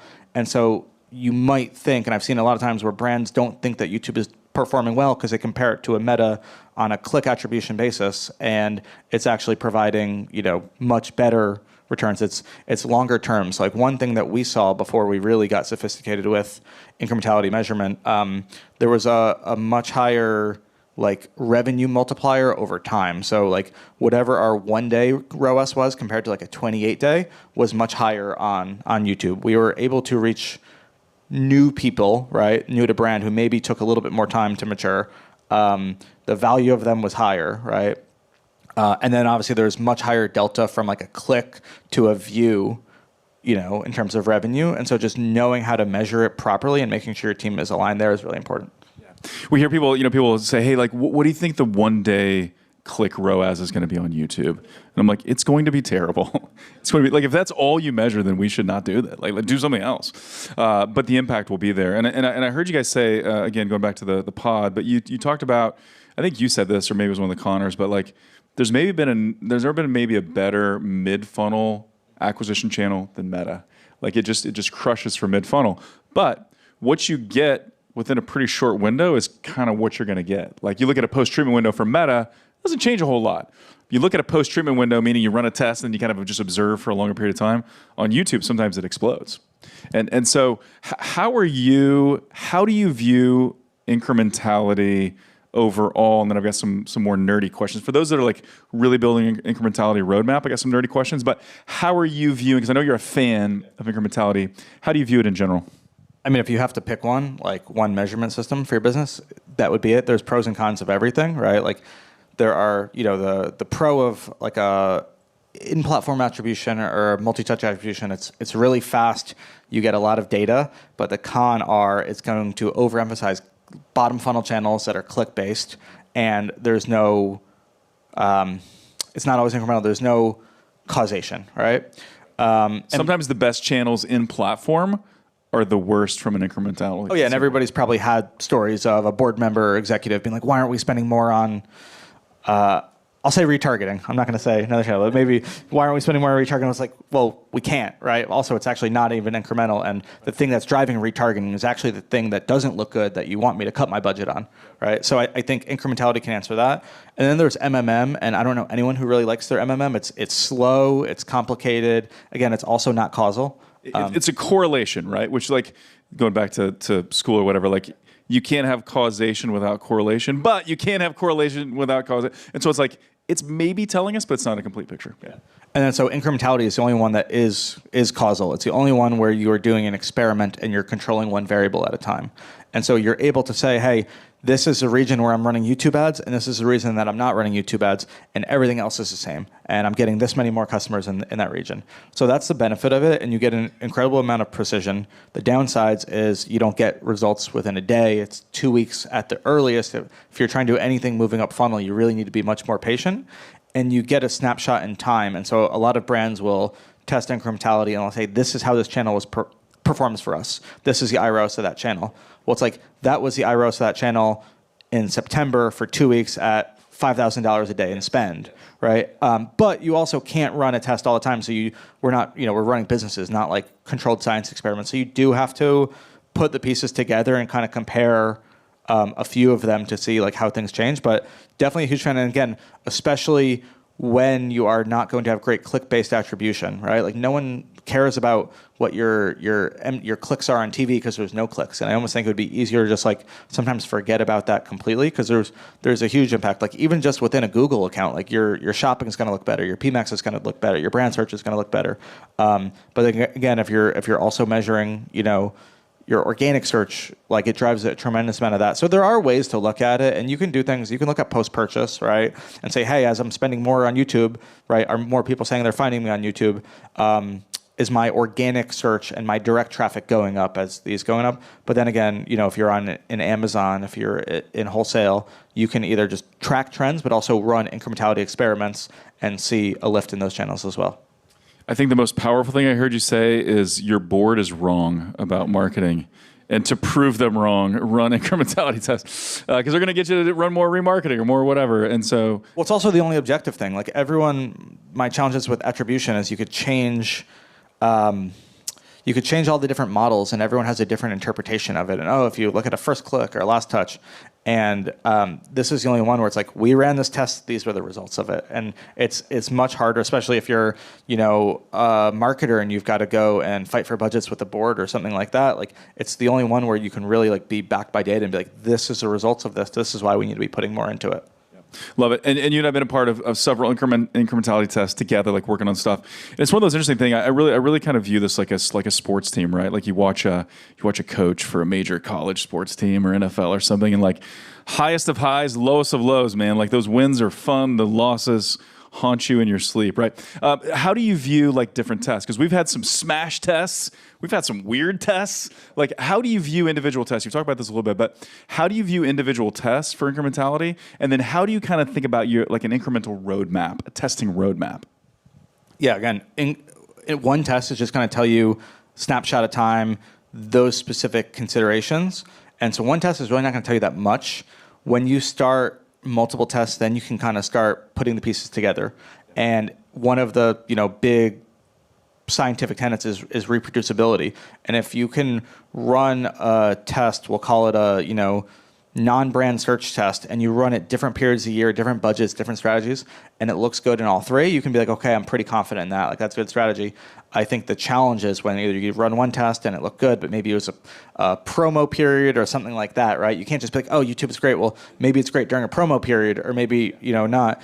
And so you do have to really take stock of like what is changing amongst those tests. Like, we had a bad test where we shifted a lot of our budget to a new launch, and that was our hypothesis, and then we shifted it back and performance significantly improved. And so you just have to look at the variables between them, and hopefully when you do multiple tests. But also, again, one of the good things about incrementality is you get very little data. You look at, hey, what is our incremental revenue? What is our spend? What's our incremental revenue? What's our incremental ROAS, right? But you don't get like, you're not looking at impressions, you're not looking at conversion rate. So you have to then like back into that and be like, okay, let's have a hypothesis. What did we change? Let's go try to like validate that a little bit. Like, did our conversion rate drop? Did our spend to these placements go down? And then that informs your next test in your roadmap, right? It's like, have a hypothesis, run a test, go and validate it or look at data to kind of tell you a story. And then it's like, oh, you know what? Like, this one didn't do well because we saw these placements shift. For our next test, here are the things I want to iron out. And either, you should be changing one variable at a time, but sometimes when your performance is so bad, you don't really have a choice. Yeah. And so sometimes we'll be like, all right, cool. These are the three things. We're going to change all of them, because I think if we change one, it's going to be just too long. Yeah, we're running a business, right? We're not just doing testing for fun. Like, so sometimes you got to take bigger swings for sure. Yeah, one interesting thing I've seen is that there's a big brand that a lot of you guys would know, but I didn't get permission, so I won't share too many details. But they've got like 3 peaks throughout the year, right? One's back to school, one's holiday, and then there's another one. But they found that like they spend into demand and things go really, really well. So if they lean into YouTube hard for those peaks, highly incremental. They lean into YouTube other times of the year, not very incremental. But it's different, right? Like other brands, you can run YouTube during slower periods of the year and see great results. And so like you really have to think about it seasonally and what's going on, and then have a POV, have a hypothesis, and then keep testing. Yeah, awesome. Very good. So hey, let's see. I want to hear what's next. What is next for Cody Plofker? So if you're not following Cody on X, do that right now. Like open your X app, follow Cody, pay attention to what he's doing. I've gotten really into Claude and been Claude pilled, as some say. I'm checking out other things. HQ, like you turned me on to HQ, which has been great. I think oddly enough, you were the one. You convinced me to try HQ before you did, which was weird. But what's next for Cody, and what are you doing with AI, man? Because you're like you're cracked, as they say. Yeah, I'm not gonna I'm not gonna take any jobs. That's definitely don't think no job offers for Cody, even though you want to. It would have to be the perfect thing, so I'm probably not gonna do that. I'm gonna obviously take some time going to Austria next week, so a little family vacation, and then just like trying to explore and find things that I think are fun. Again, like I was just working and there was so much not fun parts of the job. So I'm like, what would just make me excited to wake up and build it? And so I think it's such an incredible time right now. Not everybody, but I know a lot of people who are, leaving bigger brands and starting their own brands. And obviously with AI, it's really such an incredible time where you can do a lot.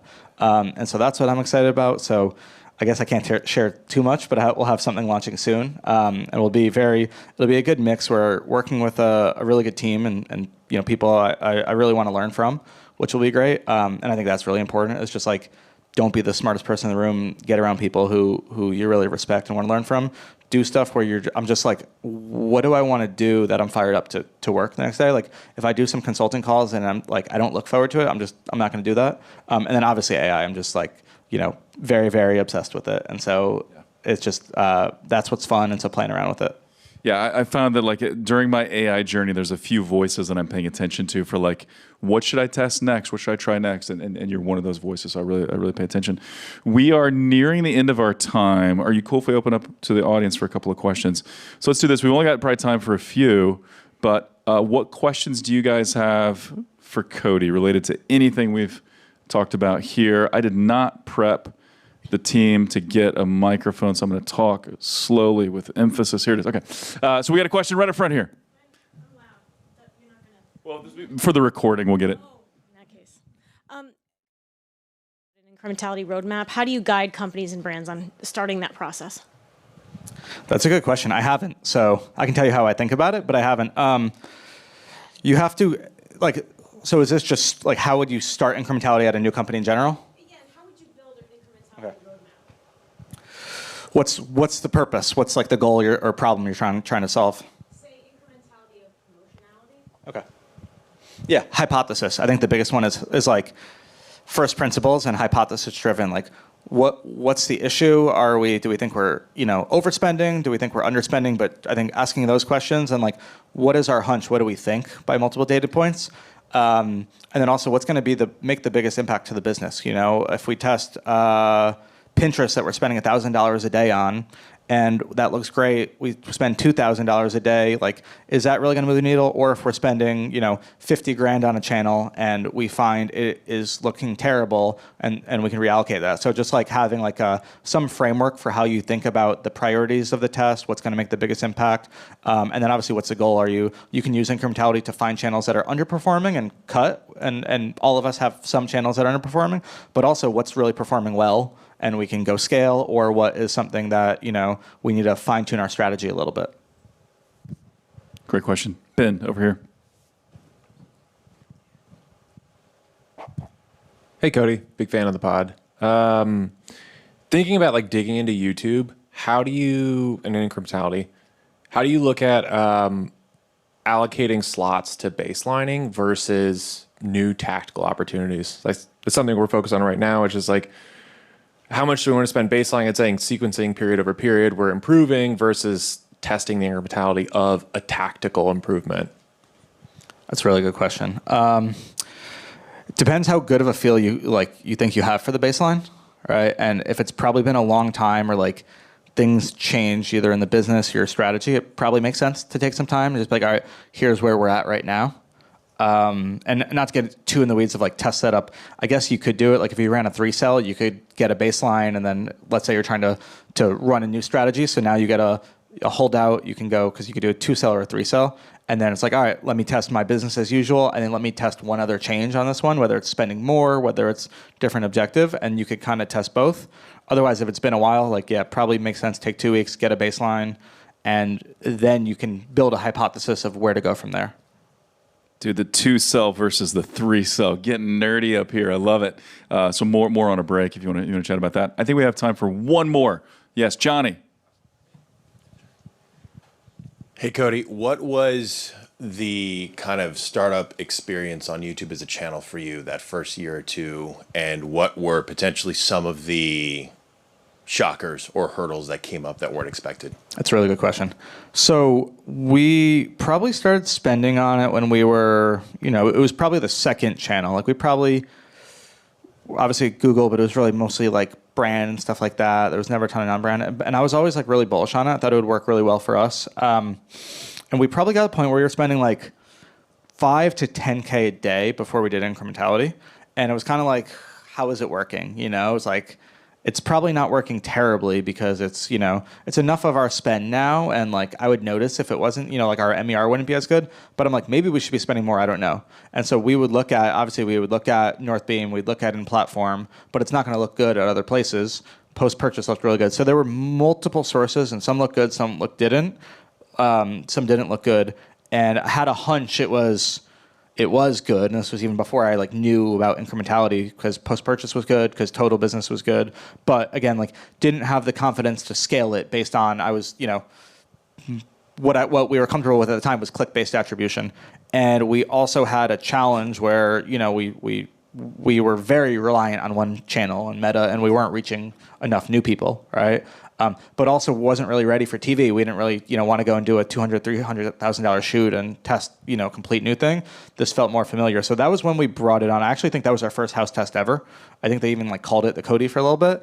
But we tested YouTube because that was our hypothesis, was like, hey, we think it's doing pretty well. And we need to, first of all, first question is baseline, is it doing as well as we think it is?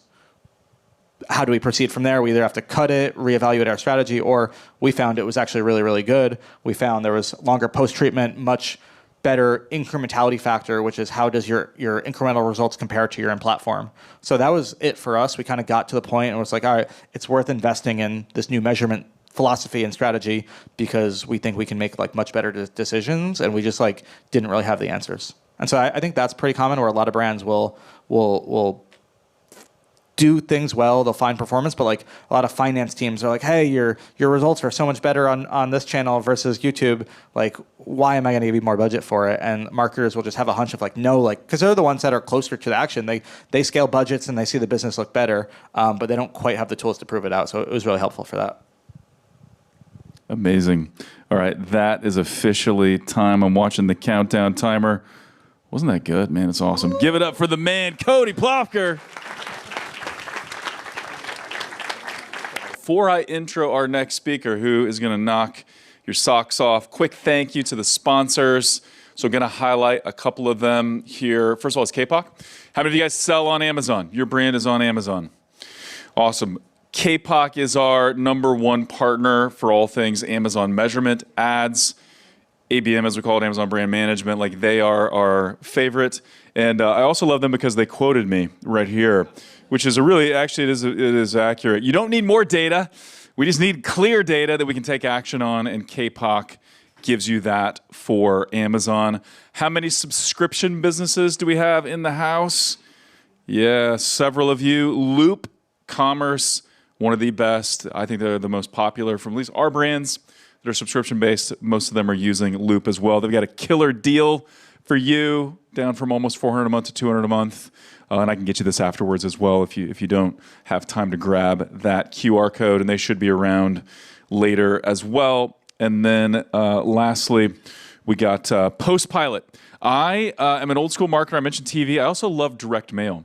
And what's awesome is when you get a postcard or a mailer in your mailbox from your favorite D2C brand, cuts through the clutter, people pay attention, right? So you can make this automated, make it part of your win-back campaigns, your abandoned cart flows, things like that. It's very affordable.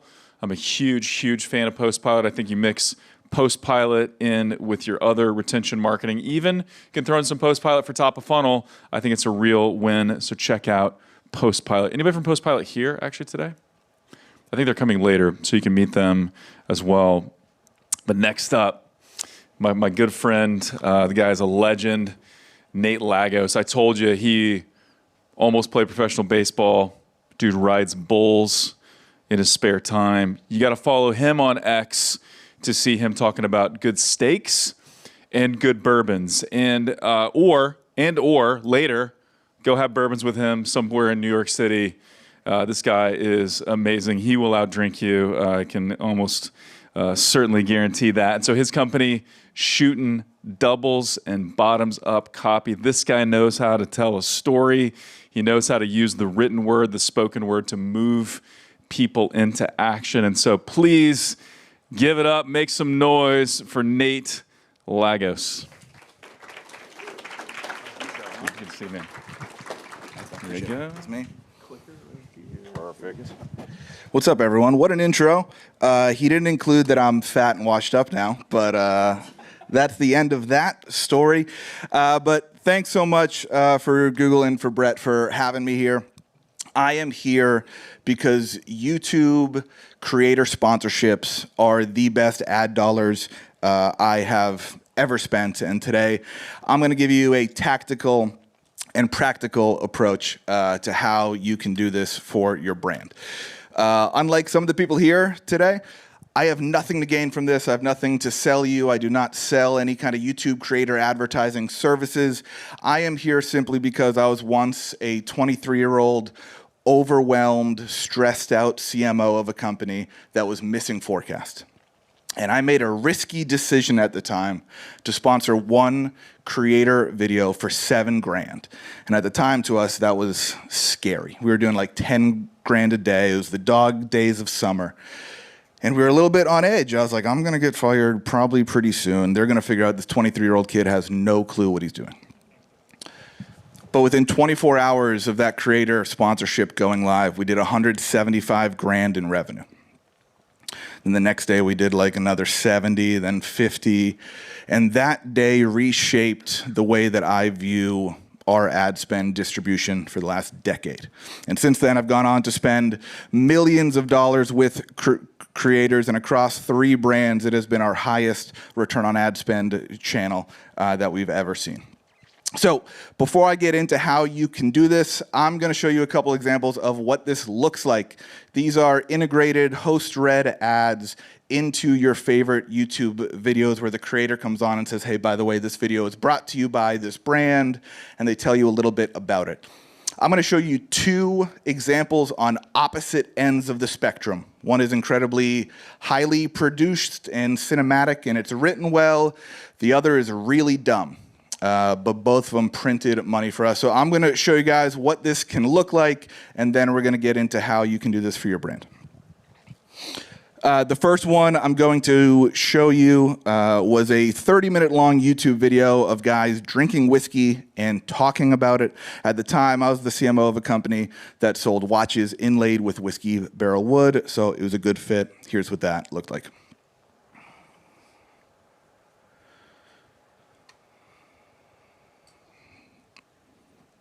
A bit of time between samples because we're doing like back to back. A little bit of time, yeah. You want to have that space to breathe and let the palate recover before you dive into the next thing, especially when we're talking about high proof alcohol. And the way that I tell time is from our sponsor. Hey! Oh! Look at that transition! It's time you heard about Original Grain. Now, you guys know me, I'm not super into designer clothes and fancy bling. I think the superficial flex lifestyle is supremely uninteresting. What?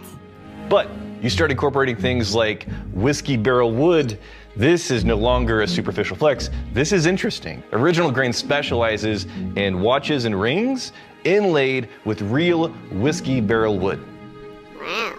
They have several styles and designs. You want to be thinking about 2 things right now. One, which is going to be the style that's best going to match you. And then also, Father's Day is coming up. So maybe you've been phoning it in the last couple of years. You want to give the old man something interesting, but it doesn't break the bank. And it's not only whiskey barrels. They actually have beer barrel stuff, tequila barrel stuff. Obviously, I'm all up into the whiskey pieces, but actual inlaid wood from Taylor guitars, reclaimed wood from real ammo crates, if you know somebody that has a military background. And when you're using reclaimed elements like this, it means every single piece is unique. Original Grain has been making watches for nearly a decade now. They have over 20,000 5-star reviews, free shipping, and a generous warranty. There's a lot to like here. The link is in the description below. You want to jump on this pretty quick because for a limited time, you use code TRIBE at originalgrain.com/tribe and you get 30% off anything on the store.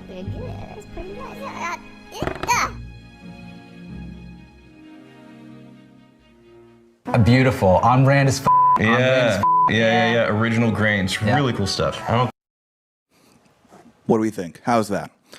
I gave them 1 bullet point of information for them to make that ad, but because this creator was part of our target demo and lived and breathed and drank the niche that we were talking about, they created a super compelling ad.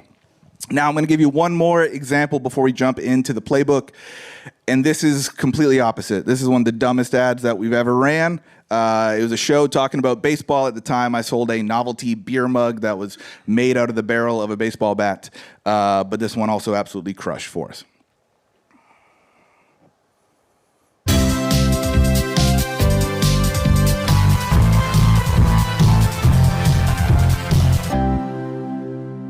Test shot number 1.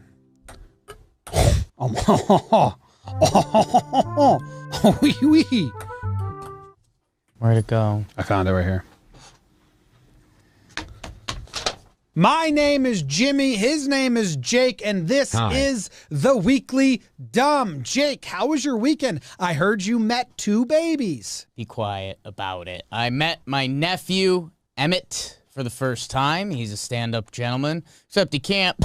He was all right. You think he'll remember it? He's like pre-human baby. He doesn't talk. He doesn't walk. He just like eats tit and keeps it moving. How was your weekend? Wow, you on a good night. My weekend sucked. My dogs put me into a depression. Home alone with the dogs in the rain, picking up piss and shit. Not a good weekend at all for me. If we make one of these, everybody gets a free dugout mug. If we make one of these dugout mugs, says everyone gets a free mug. If we don't make it, use code DUMB. Free dugout mugs for everyone. 3, 2, 2, 1. Fuck. Okay, Jake, what happened in the sports world? That's it. Now, both of those ads worked because we had a great understanding of who the right creators are for our brand. What I love about YouTube is that the niche content does all the targeting for you. There are videos that are hours long about whiskey and baseball and deer hunting and trucks like Brett mentioned earlier. Anything you want to learn about can be learned about on YouTube. If we look at the first example where we sold whiskey barrel watches and we sponsored videos that were half-hour long of guys tasting whiskey and talking about it, there's only one kind of guy that watches that video. He is a high-income, high-functioning alcoholic. And that's exactly who I wanted to talk to. So I do not believe that audience size or viewership matters as much as audience density. I know that every single person that watched that video, regardless of what the demographic said, regardless of whether that creator averaged 1,000 views or 1 million, I know every single one of those guys might be in market for our product. I'm realizing now I'm standing in front of a slide that says size doesn't matter. That's not going to be a great photo for me. But it doesn't. We have had great success selling buying ad slots on creators that averaged 1,000 views a video because every 1,000 people that watched it were incredibly in market for us. Now, there's 3 buckets of creators you can go after. You can do deals with networks like Barstool Sports or John Boy Media. And what you're going to get from networks is about what you would expect from networks. You're going to pay a lot. They're going to try to shove in a ton of their B, C, and D tier programs, even though you really only want to advertise on the A tier ones. But I've seen these been incredibly valuable.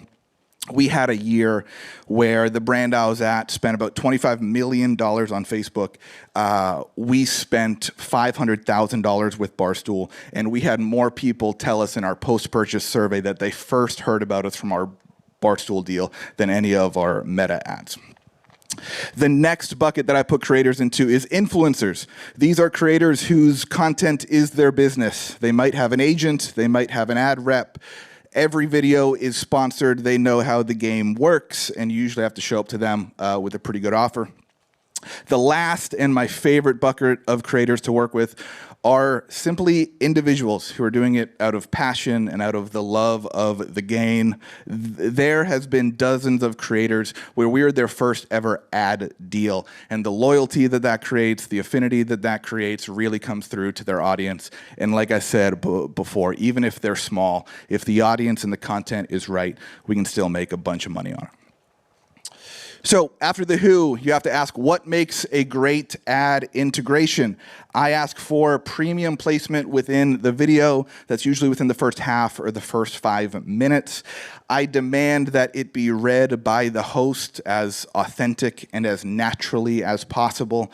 In both of the ads I showed you, they got a couple bullet points of information, and we're told strictly, you guys have to do what you want with this. I will not tell you how to deliver it. You have to hit a couple key talking points from me, but that authenticity and naturalness comes through on video. You have to remember that everyone watching these creators is used to spending hours a week with them. When they say something that sounds off, that sounds like it didn't come from them, their audience is going to be able to see through that. I also asked for our CTA to be on screen and in the top link of the YouTube description. That's how we track it, and we're going to get into that. But lastly, anything that makes a great ad is a relatable story and a compelling offer. When the guy from the Whiskey Tribe opened that ad with, "You guys know me, I'm not into the superficial flex lifestyle. It's extremely uninteresting to me, but this is interesting." That sounds like him. It was written like him, and it connected with the audience. And the copywriter in me got so fired up. I changed like all of our copy to that on the site for a week because I was like, yes, this guy's the best. But it worked so well because it came from him, and the audience knew it was authentic. Now, when it comes to when and how often you should activate with these creators, this is a channel that I think needs a little bit of time to breathe. Sometimes you're going to get great day one results, and we've seen that, but sometimes it takes a little bit of time. So I always say start booking placements 60 to 90 days before your customers are primed to buy. So if you're ramping up towards Christmas, you need ad spots booked all through October and November. You should use this calendar to support your promo and product calendar. Launches can do huge with YouTube creators. We used to do that a bunch and it worked super well. And lastly, as long as the YouTube creator views are growing and revenue is coming in, I would do it forever. By the end of my time at OG, we had about 25 YouTube creators that were on retainer for us. We booked videos with them every single month, and then we could ramp up around our peak seasons of Valentine's Day, Father's Day, and Christmas. Now, what makes a good deal for your brand? I prefer a flat fee with agreed upon dates and episodes.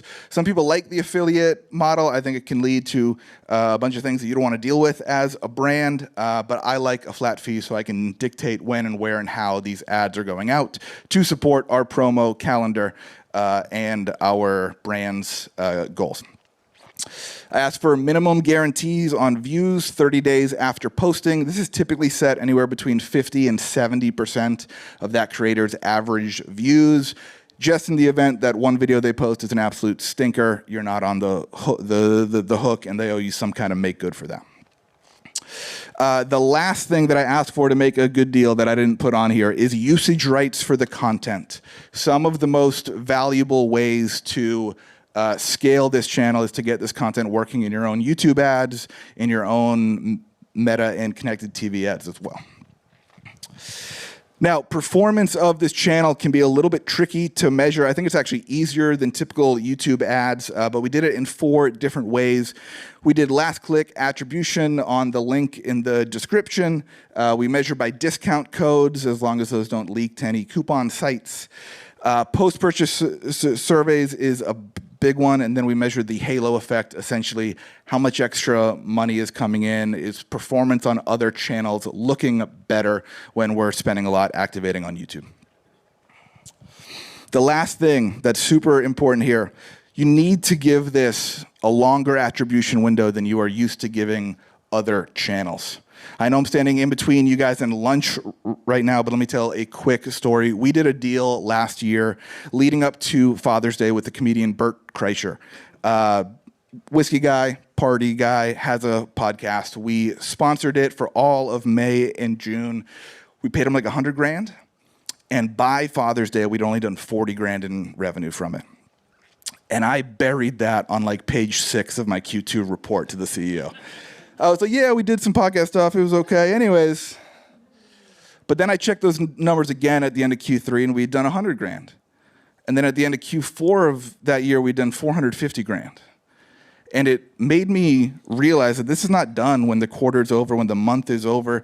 This video is still on the internet today. People are still watching that episode and at times clicking that link. So the next year, if I could tell you, hey, do you want to spend $100,000 in June to make $500,000 in December? I would take that deal again and again. All right. If you guys are interested in doing this, this is the one metric you have to track more than anything else here, because when you first agree to some of these deals, you're going to be doing a little bit of guesswork on how much you can spend per creator. So once you do your first round, measure revenue per 1,000 views for every single video and every single creator that goes out. What we see happening here is that the more niche audience, the more valuable that impression is to us. So some of our whiskey guys that were super niche to the brand produced a $1,000 RPM. Whereas when we sponsored big comedian podcasts, that might produce a $40 RPM. So now that we know that, we have our buckets of content and our corresponding RPMs, then we know what we can go offer future creators. So if you guys are not tracking this for YouTube sponsorships, you're gonna be guessing, you're probably gonna overpay for a bunch of deals. So make sure this gets into your playbook. All right, some common traps you must stay away from. Like I mentioned before, having too narrow or too short a view of performance. Like I said, we've had outsized impact on our customer surveys show up. We've had attribution take a long time, but as long as you are looking at this not as a day one channel, but as a brand growth lever, then you're gonna be all right. You need to watch out for misleading audience size. This usually shows up in two ways. One, a podcast might report their audio impressions lumped in with their YouTube impressions. Don't let them do that. Make it separate, because audio impressions are a black box that you don't have access to. The last thing is you can buy views on YouTube that usually looks like a video with 100,000 views and no comments on it. Stay away from those guys. What first attracted me to that whiskey creator group that we ended up spending 7 figures with profitably was every single video had 300 comments on it of guys saying, hey, I went and bought that bottle for $500. I hated it. I wanted to come back and tell you. And to have that kind of influence on your audience that can make them go to the store, take out their wallet, spend a bunch of money, then come back and report to the creator how it was, is influence that most creators, most TikTokers do not have today. So make sure you are using as much qualitative data as possible to make sure that these people actually have influence over their audience. The last thing, the big catch here, you cannot underestimate how much work it takes to scale this program. AI can help, virtual assistants can help, but this comes down to a lot of manual research and outreach and personally managing these relationships. And that is the goal of this. Yes, revenue and profit, but the goal of starting this program today is to have an army of creators on your roster a year from now that are very excited to promote your next product drop or your next sales period. So do not underestimate what it takes to build these strong relationships. So what you guys should do next from here, find a bunch of YouTubers that are creating content that your customers would watch. Reach out to them, tell them you love their content, offer to send them a gift, and then tell them you want to sponsor a run of videos. And from here, you guys are all advertisers. You know what to do. Measure performance, scale what works, kill what doesn't, and hopefully profit a whole bunch of money. I know I have, and that's what makes me confident enough to stand up here and say that YouTube ad creator sponsorships are the best ad dollars I've ever spent. So, thank you guys for listening. You guys have any questions?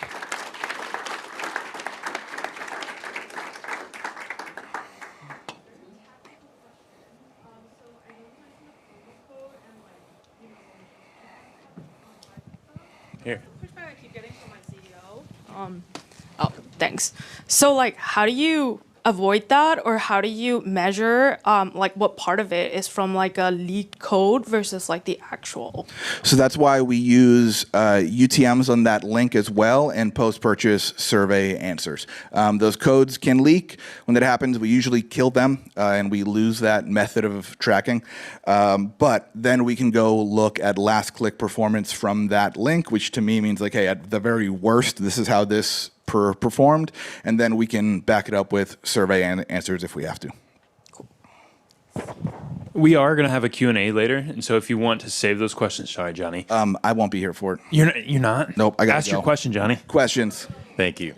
We have time. We're good. All right. Thanks, Nate. 2 questions. At what size of ad spend revenue do you think is the right time for a brand to start considering this? And once it's kind of initially optimized in your ad stack, what kind of portion of budget has this been for you? Yeah, good question. I started this quick background on me. I was a CMO from the time I was 23. When I turned 30, I had a kid. I freaked out. I quit my job. I threw my career away that I worked hard for. That's a story for a different day. But I since started my own e-com brand and copywriting agency. I started this for my brand after I spent the first $30K on Meta in the first month. And I really only did that first leg on Meta kind of just to make sure nothing was broken. To make sure, like, all right, there's kind of something here. And then I went after YouTubers immediately. I think it's such a good channel. I don't think there's a right or a wrong time. As far as what budget or what percent of budget this can take up, my goal as a CMO was always to get it as high as possible. I think we got up to 17% one year, and I wished it was 40. Every dollar we spent on it was more efficient than every dollar we spent on Meta, and I just wanted to scale that as much as we possibly could. The hard part is I can quadruple my budget on Meta today. I cannot do that with creators without a bunch of outreach and communication back and forth. Thank you. We'll come to you next. You mentioned measuring halo effect in addition to UTM's promo codes. How are you doing that? Back in the day, not scientifically at all. We would notice that, ROAS on Meta is up and blended CAC is down. These days, a whole bunch of incrementality tests you can do. But for us, it was always very obvious when this worked and when this didn't. Barry, and then we've got one in the back that we'll come to next. Hey, friend. Hey, Barry, how are you? I'm good, man. How are you? Beard looks good. Thanks, you too. So, one of the things you said that I love is you're talking about the longevity of a deal and of a partnership. I guess there's kind of two questions. One is especially now that you own your own brand, right? How do you think of longevity or legacy of the brand as it relates to your efforts now? And I guess how do you report on that? I guess it's easy. You don't have to really report on it because it's your brand. Yeah. So I guess that's really the... Yeah. Why I'm not a CMO anymore is so I don't have to report to anyone else. So for me, it's simple. Now as the CEO, the only stakeholder, I'm spending as much money as I can on it without running out of money, without stressing my wife out about how low the bank account has gotten.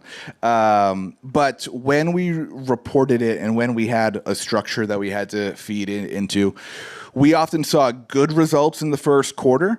But what we ended up doing was reporting on the program as a whole quarterly. So, Q2 of 2026, we would be reporting on hey, we had revenue coming from a year ago. So this quarter, we spent X on it. We made 3X on it because we still have all these deals feeding us money.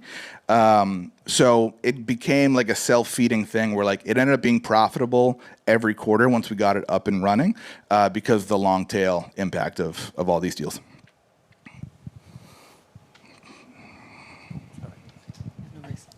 Thank you. This has been very helpful. 2 questions. You mentioned there's a long tail on the creators. How do you think about rebooking? And then if they do have a very successful partnership, what is the amount of time you'd wait? And then how imperative do you think paid usage is when you're booking YouTube creators? If I forget a part of this question, force me to circle back to it. Okay. But first up, long tail usage depends on the content style a little. If it's a very current event type of content, then that's not going to have the long tail effect as an evergreen video about the history of World War II or something. So when we sponsored creators that did very timely and current event kind of content, we would book deals with them weekly and monthly for a very, very long time. When it was creators that produced more evergreen content, at first we were a little bit slower to rebook because we wanted to see how much, how many legs does this have? How long can we milk this one video before coming back to them? I always like to start with a 3 to 4 episode run per creator. I think the audience needs that kind of repetition. I think that gets more true the higher your AOV is, if it's a product that has a little longer consideration cycle. The last part of your question was about usage rates? Yes.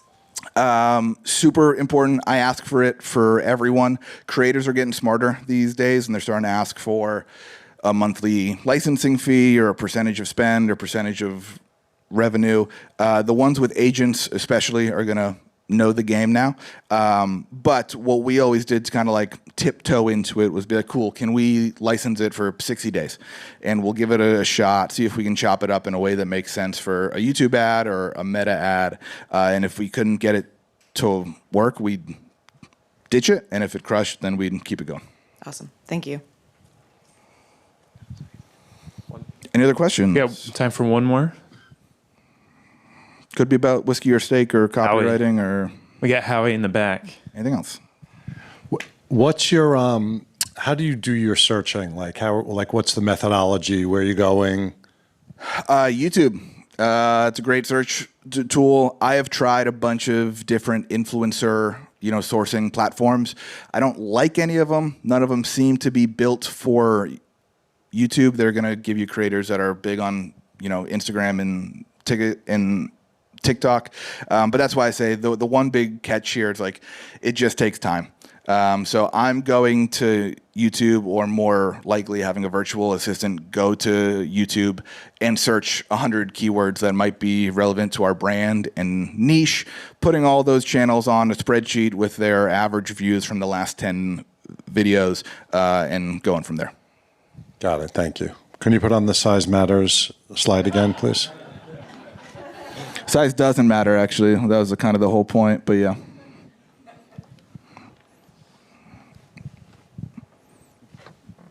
Almost. Yeah, it's going to be my new profile picture. My wife is going to be like, hey, how'd it go at Google headquarters for your big speaking gig? I'm like, I'm an embarrassment. How are you guys? All good? Great. Thank you. Appreciate it.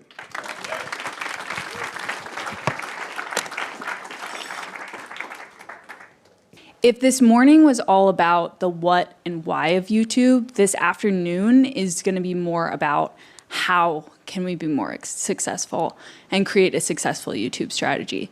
So pulse check in the room after an information-packed morning. How are we feeling? Is anyone now feeling like, hey, I actually am crushing it on YouTube? Our original pulse check, if I check my numbers, was around 0% of people in the room feel like they're crushing it today on YouTube. So let's take another pulse check. Does anyone actually feel like, now that they've had something to eat, my brand is crushing it on YouTube? That's great. That's why we're here today. So we've learned a little bit about YouTube's strategy and the framework there. Brett did a great job. Worked really closely with both Brett and Bill. Brett did a great job of outlining what a successful YouTube framework looks like. Now we're going to dive into the heartbeat of a successful YouTube strategy, and that is creative. We are going to talk with Jacques about achieving exit velocity with YouTube. Then we're going to hear from Bill Rom, who leads Baseball Lifestyle. He's going to do a keynote for us on how to build a viral brand on YouTube. Then we're going to get into YouTube storytelling with Emily Kavanaugh. She is our creative innovation lead at Google.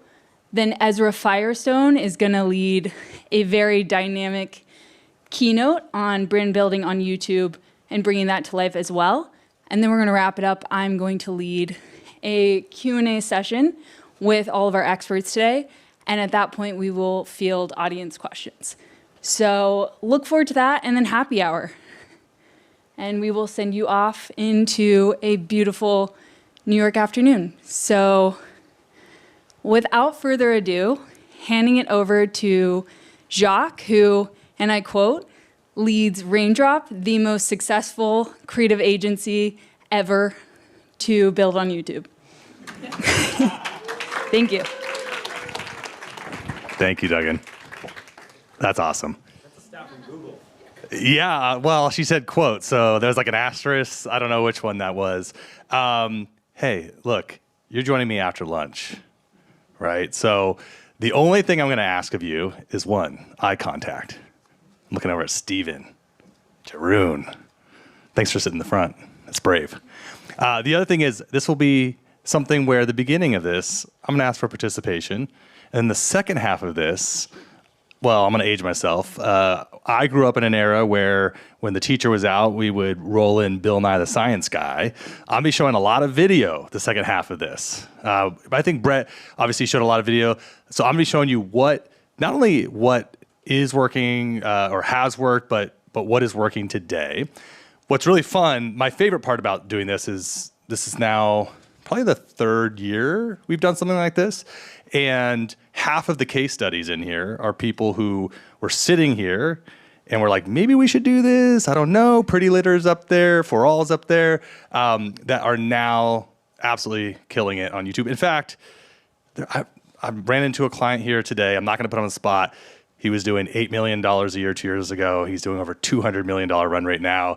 And he added YouTube as a huge driving channel for brand awareness and for conversion for the brand. So let's get into it. I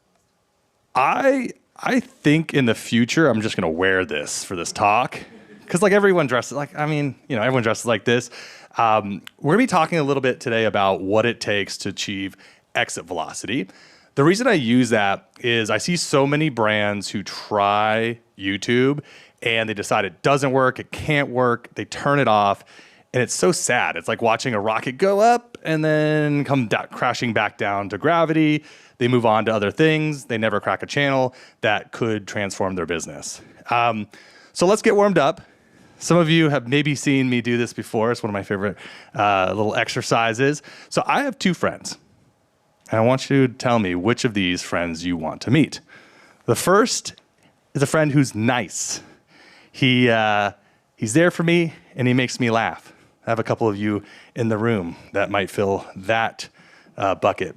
But more importantly, some of you might have a friend who is kinder than Gandhi, has my back like it's his own, and is basically an amateur comedian. Which of these two friends do you want to meet? Who wants to meet the first friend who's nice? And who wants to meet the friend who's kinder than Gandhi? Everyone is over here. Okay, I'm gonna blow your mind in a second. They're the same friend, okay? I think that, the reason I start with this, and I think about this quite a bit. We're gonna have Bill up here later. This is a baseball analogy. But I always think about the difference between like a home run and a pop fly or a ground out is like this much. And so as we go through the presentation today, a lot of these things are like, wow, I didn't realize that if it took me this long to get to the brand, it's going to fail. Or if I bring their brand in too fast, it's just a simple pop-up. So we're going to be going through that. All of these things, the intentionality, the level of detail is the difference between coming across as the bland brand versus the one that people want to be a part of. Is another thing psychologically that I like to do. I want you to know, I want you to vote. I'm going to look at every hand. Of these two boxer briefs, which one do you think sold more? Did we sell more of the plain gray boxers? I see you taking a picture, Brett. Come on. That's awkward. Plain gray boxers or Team Screamin' Eagle boxers? Who thinks this brand sells more gray boxers? Let me see your hands. And how many of you think they sell more Eagle boxers? All right. So the answer is they sell more gray boxers. But here's where I'm going to blow your mind. Which of these two photos sells more gray boxers? Since I did it over here, I have to do it over here. Screamin' Eagle sells more gray boxers. Okay? If I literally just walk off the stage, this is the game that we're playing, right? Without attention, people don't give a shit. They don't listen. They don't click. They don't buy. And a lot of us are over here trying to be like, look how great we are. And we want people to buy in. All right. I think I could skip this because I understand a lot of you are not currently leveraging YouTube in the way that you'd like. And you're like, I'm here. That's what I want to learn. So I'm not gonna go down that rabbit hole. But I am gonna say, this is one of my biggest takeaways. I would buy this coffee from Bird Rock. They're in San Diego, delicious coffee. And I'd walk into them and I'd say, you know, I buy your coffee. How come it tastes so much better in here? Is it because it comes in your little white branded cup? Like, why? And they're like, well, do you weigh the beans before you make it? I'm like, no. They're like, do you use a bird grinder? I'm like, no. Do you use ultra filtered water with the perfect amount of minerals? I'm like, no. And they're like, and you expect it to taste the same? Why? And I'm like, oh, okay. Like, here I was thinking I was doing the thing, and I realized I was just missing so much more context that would allow me to make a better cup of coffee. So please realize that YouTube is worth figuring out. It doesn't work for every single brand, but almost every brand can benefit from YouTube. We can get into that, but again, it can work. Why? Much lower CPMs. I mean, a lot of people, CPMs might be $30, $60 on Meta, on TV, on CTV. It's way cheaper to reach people. It works with every single age range. In fact, check out this spread. I mean, you have everything from the people who actually have the money right here. You're not supposed to laugh, but it's true. It's like 90% of the nation's wealth is 56 plus. And then you have everyone else. You can reach parents, children, everybody on YouTube. And we're going to go through all three of those different things that, I'll go back a slide here, all these different reasons why it doesn't quite work out for some people, and what we can do to see this be a success. I think the most important thing, as I found out today, 21, baby, where you at, Wealth? Wealth. 21, just found out, 21 campaigns with more than 10 million YouTube views. Those are scalable views. So we're not asking this to go viral. We are asking it to be something that can be a workhorse, to build brand equity and to sell. A big part of our story was growing Dr. Squatch from $3 million a year in sales to hundreds of millions of dollars a year in sales. And YouTube was the channel that helped them break out and grow that brand. They ended up selling for $1.5 billion to Unilever. That gave us the opportunity to launch Groons. We were the first advisors, investors in that brand, and developed. Chad came to us with an original design and a name, and we developed the brand from the ground up with him. And they are now also one of our largest clients. That's my shoulder shack shimmy, because that felt good. We've also worked with Mr. Beast. I don't talk about it elsewhere because usually it's like, what does that matter? But his team reached out. We helped relaunch Feastables through this paid lie detector video, and it was a ton of fun. So let's do this. I think one of the things that if like every call I have with somebody and they're like, well, how come it doesn't work? What's the deal? I want us to all in the collective room say, unless you are one of these brands, YouTube's not set up for you out of the box. These are the brands that are spending a lot of money, and out of the box, this is who it needs to work for. You know, I have a friend in the room that was like, yeah, I work with a major, we'll say like a Disney-like thing to launch a movie brand, right, or a movie trailer. I'm like, they're going to spend $30 million on that, whether it's performing or not, right? Like, these are brands that the platform's set up for. And so why does that matter? It matters because all of the best practices you get are sometimes limiting, or they're incorrect for if you're looking to actually sell product and actually grow your brand using the platform. These are some of the things that I'm on a call with Google and they'll say, well-meaning to brands, they'll say, where was I here? I'm like, the first one is that, hold on. Oh, okay, this one. I mean, how many times have you thought, oh man, I need my logo or the product to show up in the first 2 seconds or I'm wasting my money, right? Like that is actually the biggest one that I see. It's like, that's the wisdom of like, you have to like make the logo bigger right away. And also in the targeting of these things, a lot of times they'll talk about, well, let's target who we want to see it. But what they won't talk about is everything you have to exclude. So like, you know, if your ad's running during like people's listening experience to music, in front of kids programming when you sell makeup, right? Like it won't make sense, but out of the box, you might be putting yourself into certain categories, but not excluding things which can be just as important. So if you want your ads, and this is not, I'm not giving advice for like, if you have a new movie coming out and you want everyone to see it. If you have a brand doing 10 million, 100 million, 200 million, and you want it to sell as much product in the moment as possible, how long should your ad be? A, 15 seconds. B, 30. C, 60. I'll let you lock in your answer.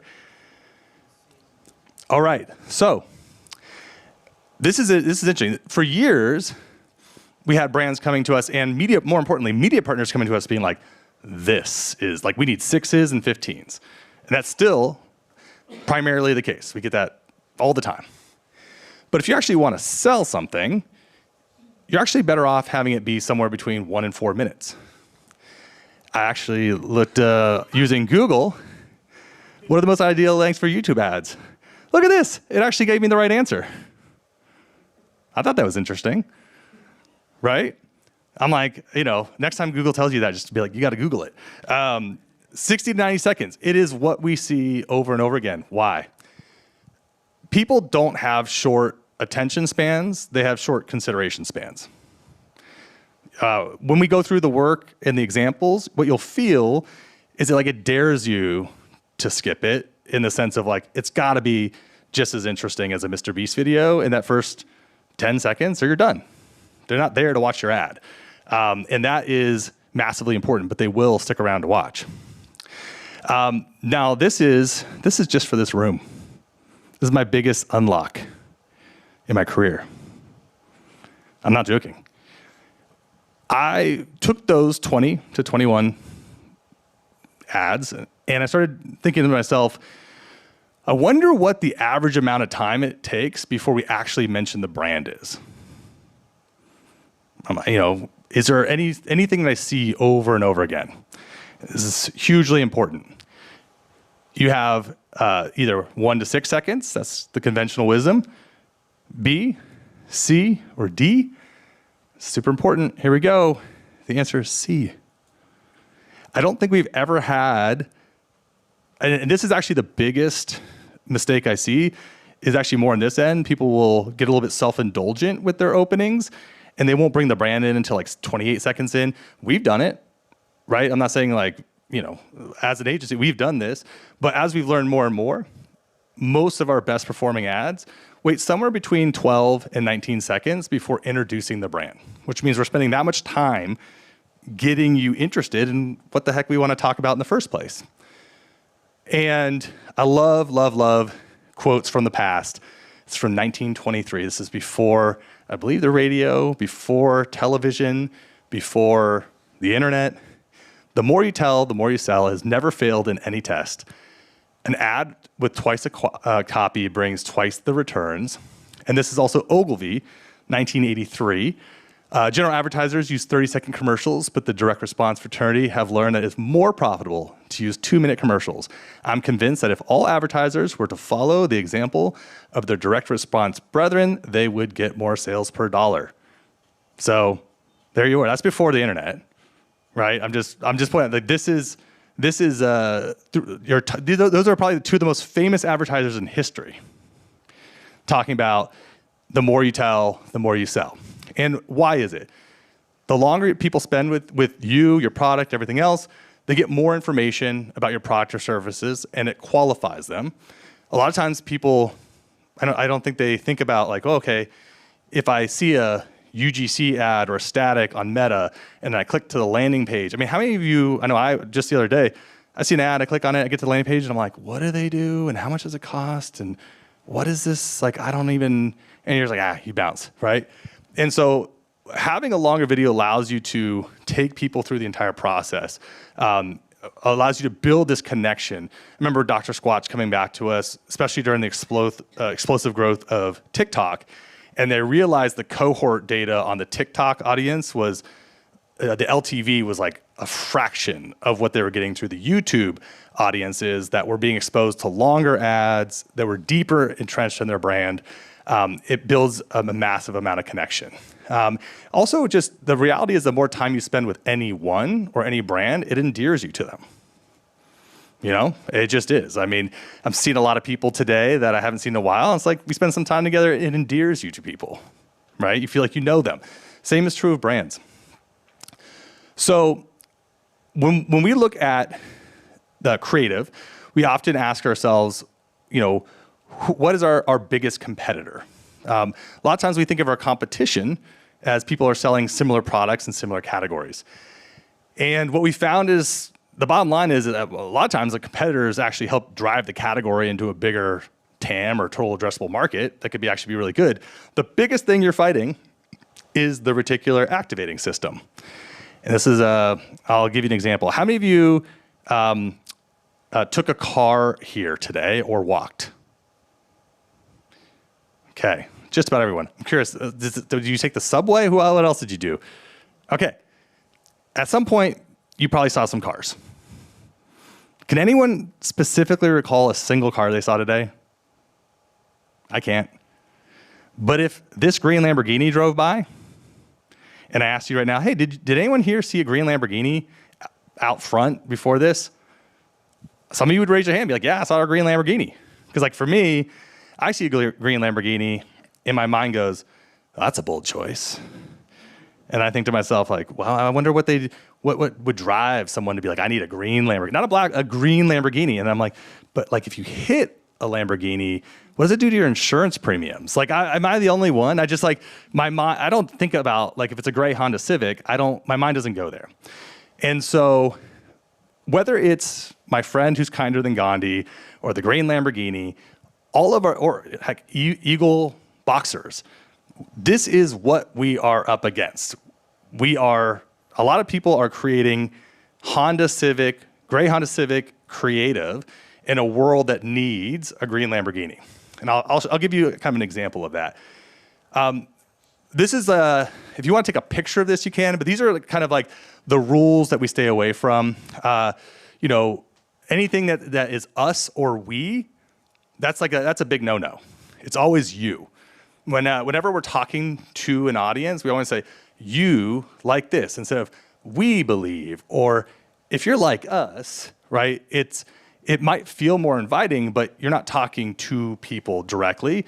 Also, a ton of people will do like contextual stage setting pieces. We were actually just working with Steven on a thing. The team came back, beautiful shots of like a downtown skyscraper. You know, I was like, I'd skip that shit. Like, you got to give me something. Like, give me something in those first couple seconds. Don't give me context. A lot of times with context shots, it's like, maybe it's a shot of like a busy city, or I don't have to go on and on about context, but it doesn't have empathy for the person who's hovering over that skip button. Like, yeah, I don't want to see your ad. You really got to be mindful about that. The other thing I get a lot is, does it have to be funny to sell on YouTube? The answer is no, but it does need to be entertaining. It's a fine line. I'm going to show you some examples in a bit that kind of walk that line. But I like to explain to people that you are in a world where people are watching makeup tutorials, product reviews, prank shows, cute animal videos, their favorite clips from their reality television, maybe they're trying to learn something. That's the ecosystem you are in. And it's like, if you show up to someone's really, really fun, cool party and you're dressed in like a gray suit and you're like, so, you ready to party? They'd be like, you're a narc.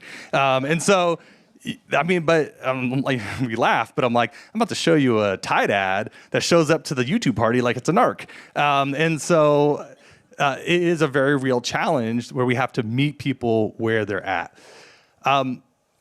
This is the revolution that the internet is creating. And it's interesting because like Nate was up here speaking earlier. I got Barry right here. I kid you not, this guy right here is world class at what we're about to look at.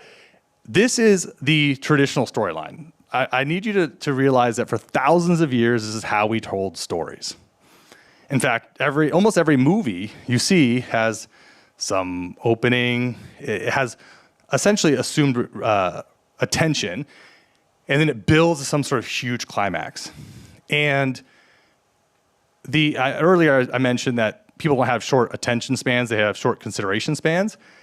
It's because we have to tell stories in a new arc now. It's entirely different. There's no luxury of assuming attention. And I think one of the things that's really fascinating is I think when people love their brand or their work, they're so close to it that they lose, and this happens to even me at times, where it's like, if I really want something to be, I really love, I feel like it's my brand or whatever, I get too close to it where I'm like, I'm not brutally honest. Is this something that like I would stick around for, right? And so that's honestly one of the biggest things I feel like we bring to brands is just be like, yeah, I get that that's important to you, but people just aren't going to care. They're not going to watch it. I know you want to say that. That's not what they're going to hear. And so we always start high. You'll feel this as I go through the examples here in a moment, and I want to make sure I leave time for that. So I'm going to race ahead to these. Okay, whoa. Really had our hands. So I want to show you this first ad. It is from one of the biggest brands and biggest advertisers in the world, with the most sophisticated testing data, with the most expensive agencies. I want you to watch it and tell me if you've seen this ad before. Not literally, but just in a general way. We really had our hands full with our 2-year-old.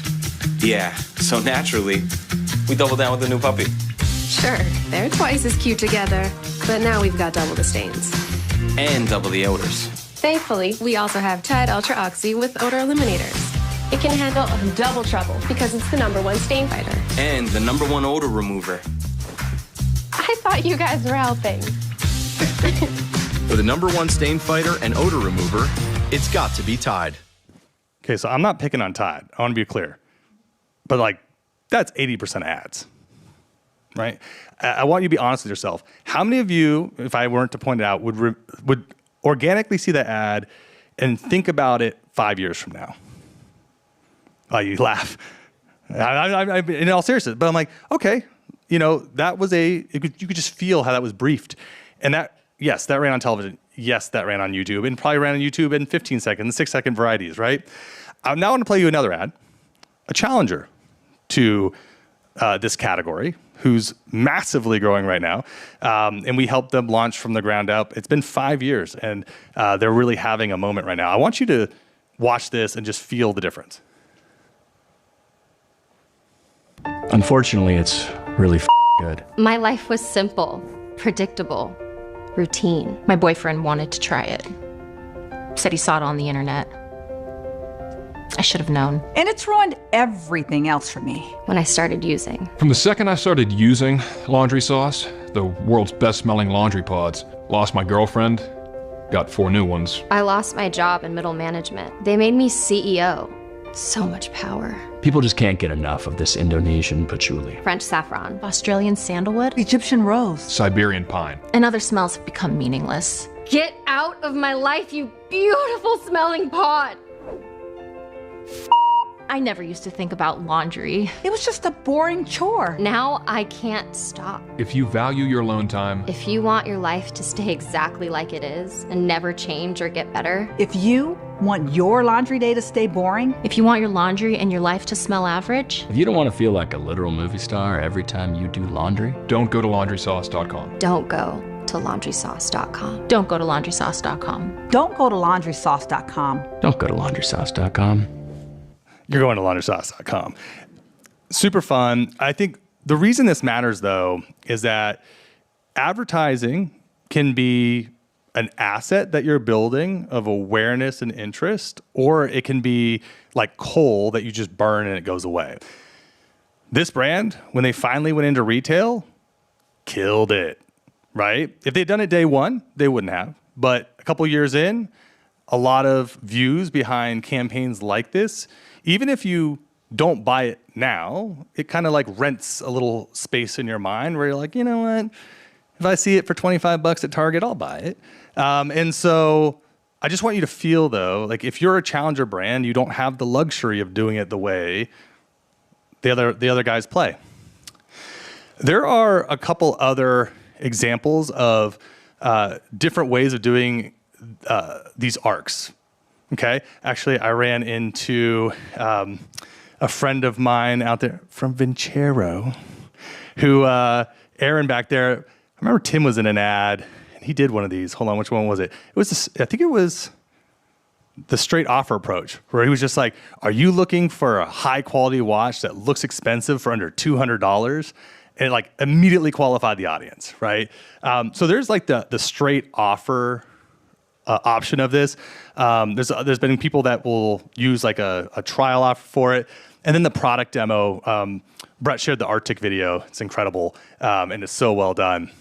I think another piece to this that I think most people, it's like, oh, how do you get to a consistent result where, not everything we do is a home run, but like enough of it happens where we have consistent success.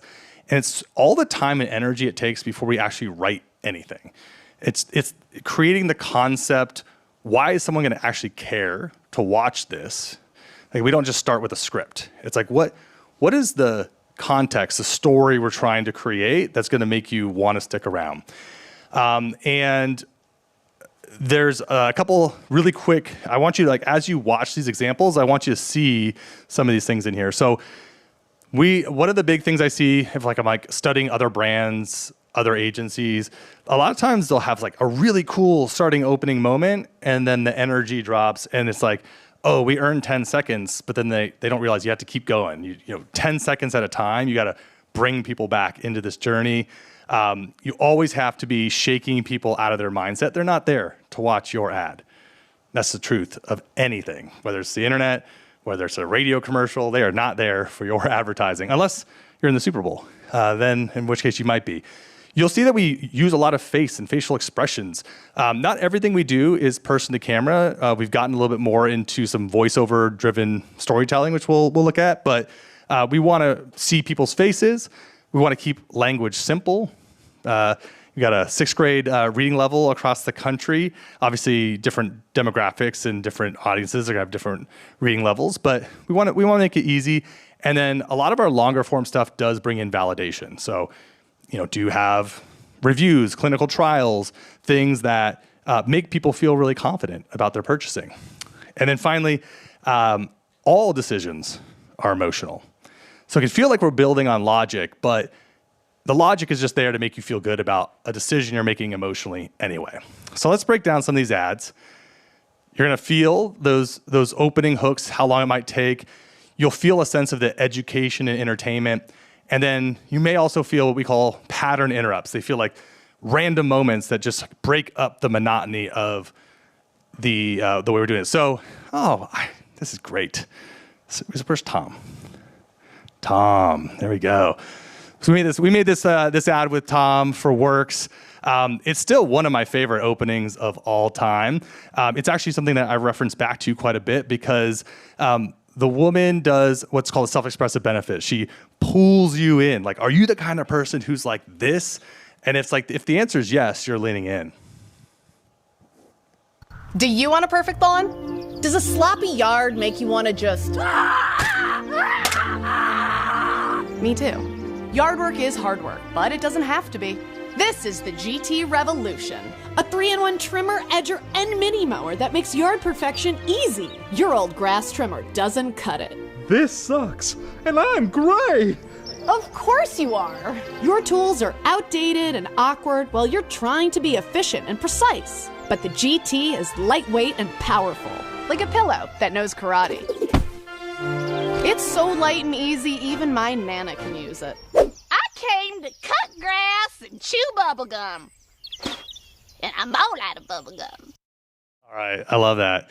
And what's interesting, I remember Tom found us, him and Bragg found us because their business took off really, really big and really fast on television using 30-minute infomercials. And so they realized like, oh, you guys are kind of just like making the infomercial of the internet era. Like you're doing this in 2 or 3 minutes, but we've been doing this for decades, right? Getting people who had no interest in something to all of a sudden be like, you know what? That GT Revolution, that thing's a shit. And it is. It's sold very, very well. This is our most successful campaign ever. And one of the things that's most interesting, it's also the longest one. I'm not going to show you the whole thing. It's a 5-minute edit. It's a mashup of a bunch of different pieces that we had done. This singular asset literally grew this brand by tens of millions of dollars in just months. And what you'll feel though, once you feel it, is a lot of times it's hard to take the senses. Like we're used to touching fabric, laying on a mattress, smelling something. It's hard to convey that through the screen. And this does a really great job of like entertaining people, hyping up the product, hyping up the benefit, and making you really curious to try it. You're not a dish. You're a man. Most name brand bars and body washes you rub on your skin are classified by the FDA as synthetic detergent. It's not even real soap. Start treating your body to the natural, nourishing, lathery goodness of Dr. Squatch soap. Get ready to step out of the shower feeling alive. That smells really good. It smells like my guy's cologne. Okay. It smells really good, yeah. Really good? sexy. Oh, that smells really good. I would use it, but like if a guy smelled like that too, I'd be like, ugh. If my man was wearing this, I would be all over him. It's natural. It's kind of like being in a forest. I would use this on myself. Way better than like the regular store-bought soap. I'm talking about natural, nourishing, cold-pressed, hand-cut soap for men. So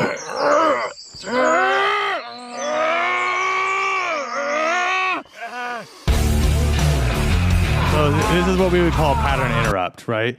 I think the thing that's interesting about pattern interrupt is like, have you ever been in a movie and you're like waiting around during the credits and then they like show you like a little extra thing? It's like the same idea in advertising. If that just kept going on with more and more people reacting to the scent, the commercial's over. You're on to something else. So kind of treating you to something random, something fun, kept people around for 5 minutes, kept people buying.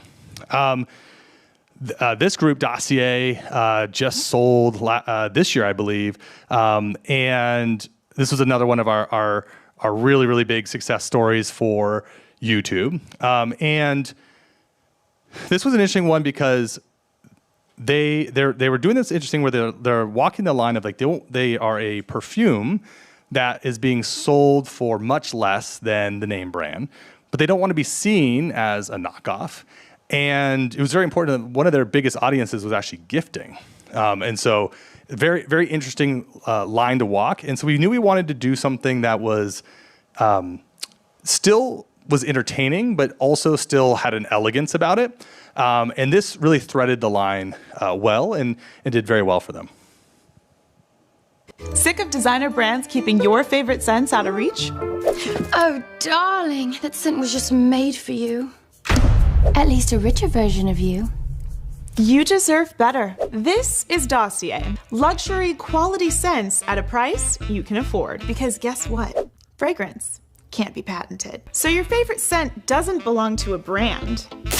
With Dossier, it belongs to you. For the cost of a single bottle of this designer brand, you can get all this. We've got over a dozen different scent categories for men and women.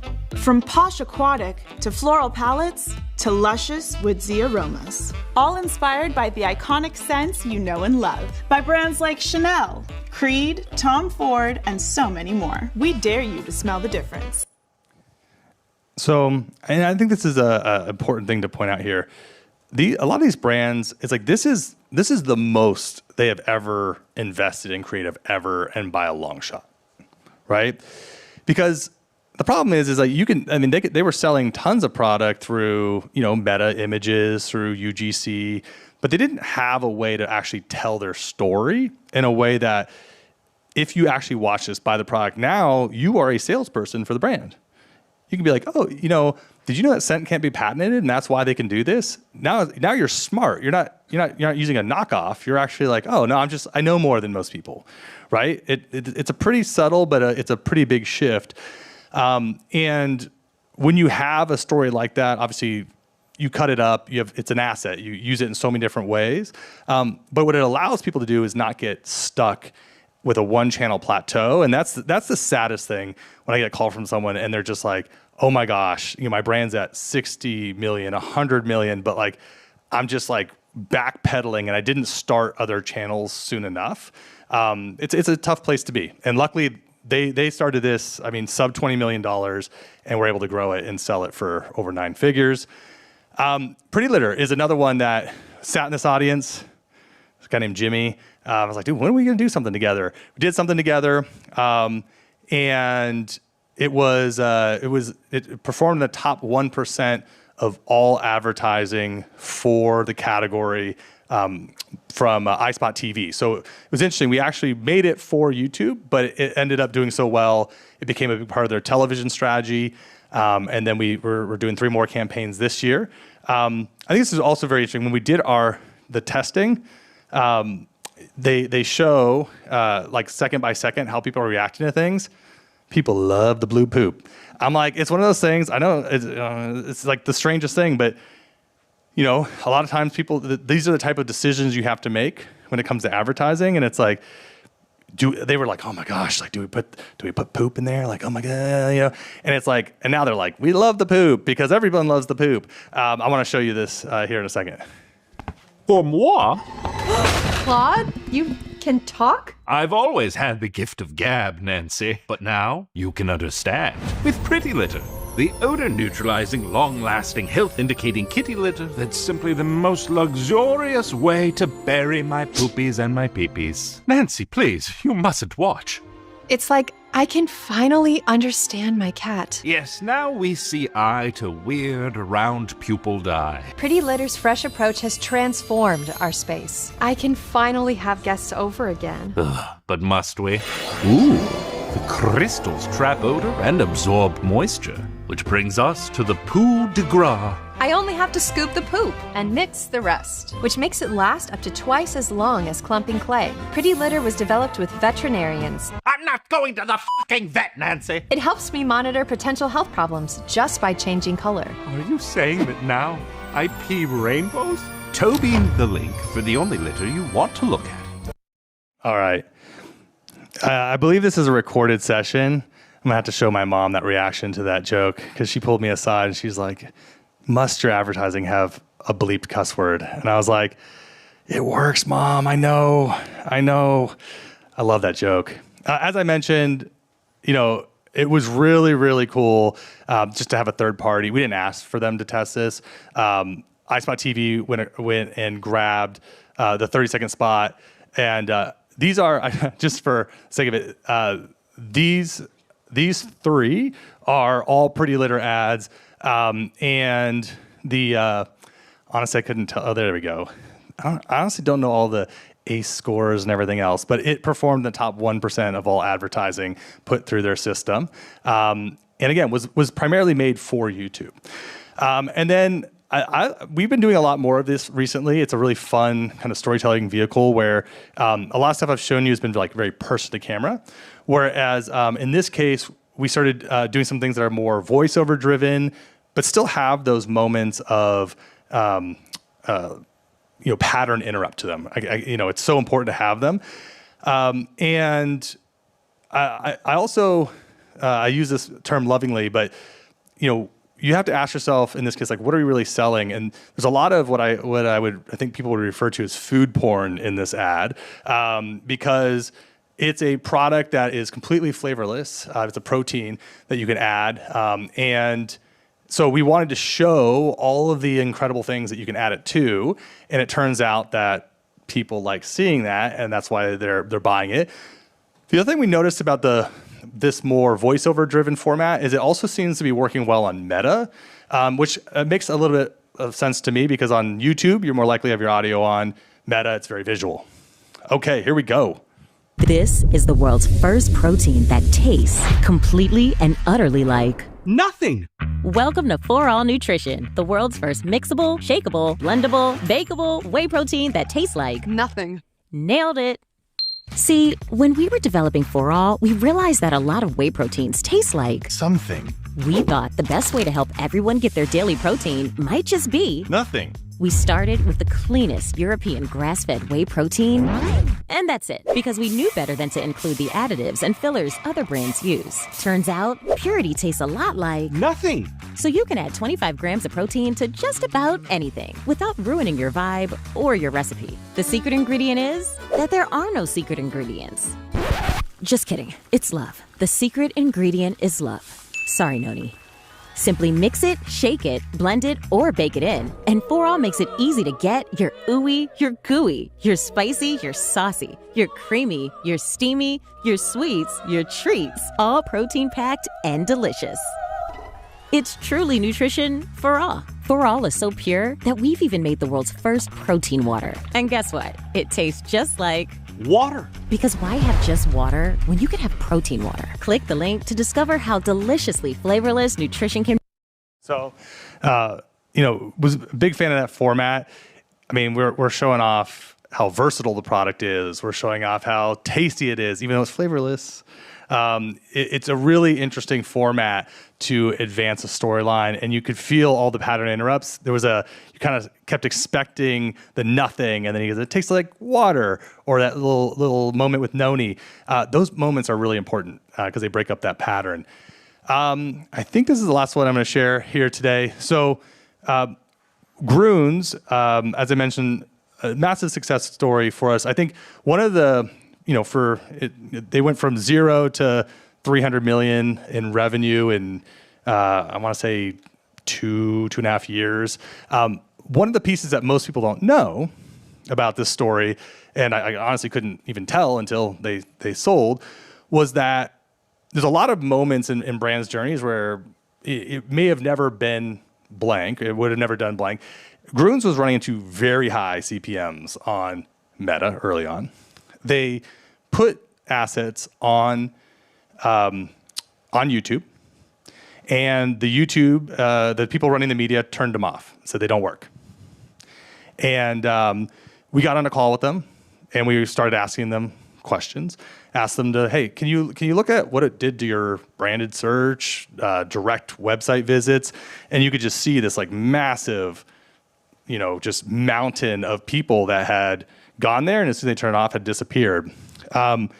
And so from about 20 million in revenue to 150 million in revenue, over half of their ad spend went to Google and beyond. That was how transformative figuring out how to run YouTube is. And I'll play the first 15 seconds of this. Getting all your daily nutrients is hard work, but nutrition gaps in your diet are inevitable. But there's an easier way to fill them. Meet Groons. Gruns. The snackable, packable wellness gummy that packs the comprehensive nutrition you need into this guy right here. Groons loads a complete serving of fruits, veggies, adaptogens, vitamins, minerals. Okay. I'm going to have to skip this one. I think it was the last one.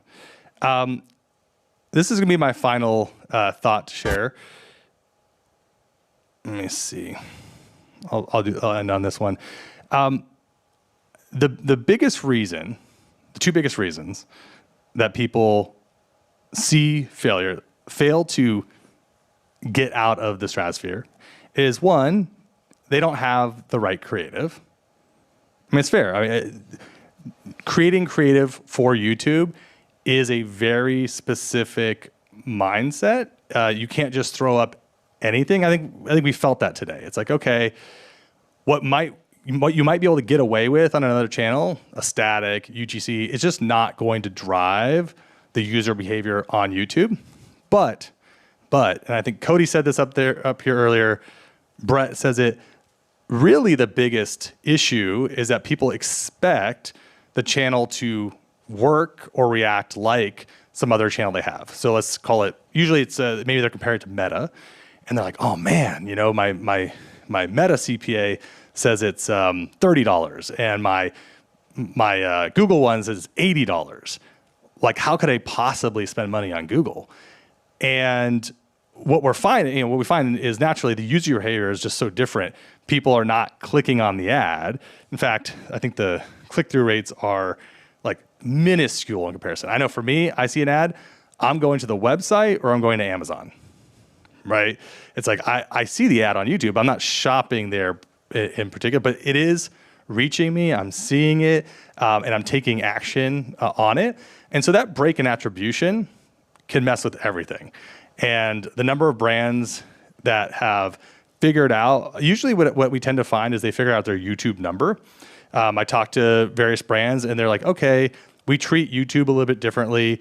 We understand that it's going to be 2.5 times higher in platform than blank. Or they do, holdout tests. There's a variety of ways to do it, but just know these brands I'm showing you that did hundreds of millions of dollars in sales using YouTube did not see better numbers than they did on other channels. They just started to realize like, oh, I have to adjust my expectations because the way people are acting and reacting are totally different.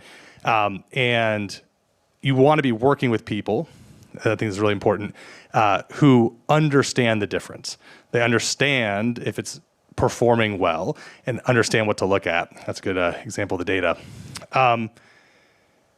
And this is one of my favorite. This is my final exam question. This is what makes me sad because we have. I think we've had probably 6 or 7 brands who have told us it didn't work, and then they come back to us years later and they're like, "Oh, we had someone else run it, and it made us tens of millions of dollars." I'm like YouTube is not something to figure out how to run on your own for the first time. I'm just gonna flat out say it. It's just not. It's not an out-of-the-box easy thing. I got this email from someone, and they were like, hey, I want you to look at this report from the media team and tell me, like, how is it doing? Like how come it, is it working? Is it not? And I read through this email. I'm like, okay, the 30-second versions, the 15-second versions. I was like, well, where's the 90-second versions of it? And they're like, oh, they didn't run them. They said that's too long. It's too long for YouTube, right? Like that's typically what we see is like you put the creative into the wrong hands and you're going to get a result that you're disappointed with. It's that real. And then finally, the easiest way to get started on YouTube is split screen UGC. Brett shared some of this. I'll play myself off with one final piece from... These laundry sauce pods make my clothes smell like heaven. I'm in heaven. I used to hate doing laundry until I tried laundry sauce pods. Laundry sauce is the only laundry detergent designed to keep your clothes smelling sophisticated all day. The scents are delicious and hypnotic, but at the same time, it's never overpowering like some perfumes or colognes can be. No artificial dyes, just raw cleaning power. Go pick some up right now at laundrysauce.com. I mean, almost all of you have the assets to make that coming out of today. So it requires all of that same, it has to have that hook. Having the dual screen has, our ADHD brains are like, ooh, there's more stuff going on. That works. All right, that's all I got for you today. I just want to thank everyone who showed up and sponsored this event to make it free to so many brands that are looking to do their thing. So thank you. And I'm not going to be going too far because I got Bill Rahm coming up in a little bit. Duggan, do I transition straight to him? Yeah. Sweet. Let me grab Bill Rahm.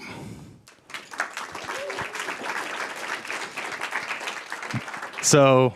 Oh, grab that mic. We got hand mics today, Bill. I will, if it's okay, if I can introduce you, Bill. Yeah. So I'm going to sit down. So Bill and his partner Josh are building one of the fastest growing apparel brands in the U.S. In fact, I would say it's growing so fast that they don't even have time to talk about what they're doing. So I appreciate that you're here today, Bill. The brand is Baseball Lifestyle 101. And if you have a kid that plays baseball, if you've been to a baseball stadium, And if not, if you just go to their website and then you just start looking around, it's like every single kid between probably 5 and 18 years old has 7 articles of clothing. And they're doing, I don't know if you're going to share specifics, but I truly think they're the next $1 billion plus apparel brand. And it's just a matter of time. So it means a lot that you're here with us today, Bill, and can't wait for you to drop some knowledge bombs. Very excited to be here. And yeah, we'll do about $220 million this year in sales across a lot of distribution. Next year, anywhere between 340 and 400 million, depends on wholesale expansion, some things there. So really excited to talk to everybody, answer questions. Jacques been a part of my journey, so excited to talk. And Bill, let's chat this, because it's easy to flash to this moment and because I mean, it's an incredible moment the brand's going through.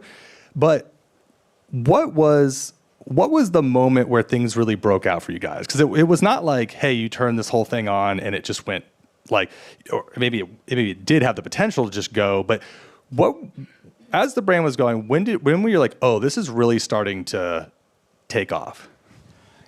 So I think we're bootstrapped, and this was the first go for us, right? My business partner, Josh, is still only 29. And I say that because we started Baseball Lifestyle as a clothing and apparel company 10 years ago. 2016 was when we first started to sell clothes. Before that, we were an Instagram account. So we started as media and selling ad space. And again, if you have ever liked, commented, and subscribed, we might have invented that back in 2013. And Adidas was paying us $10 for a post. And you know, you start seeing companies like that and you're like, okay, why are they doing that? Let's try to sell some clothes.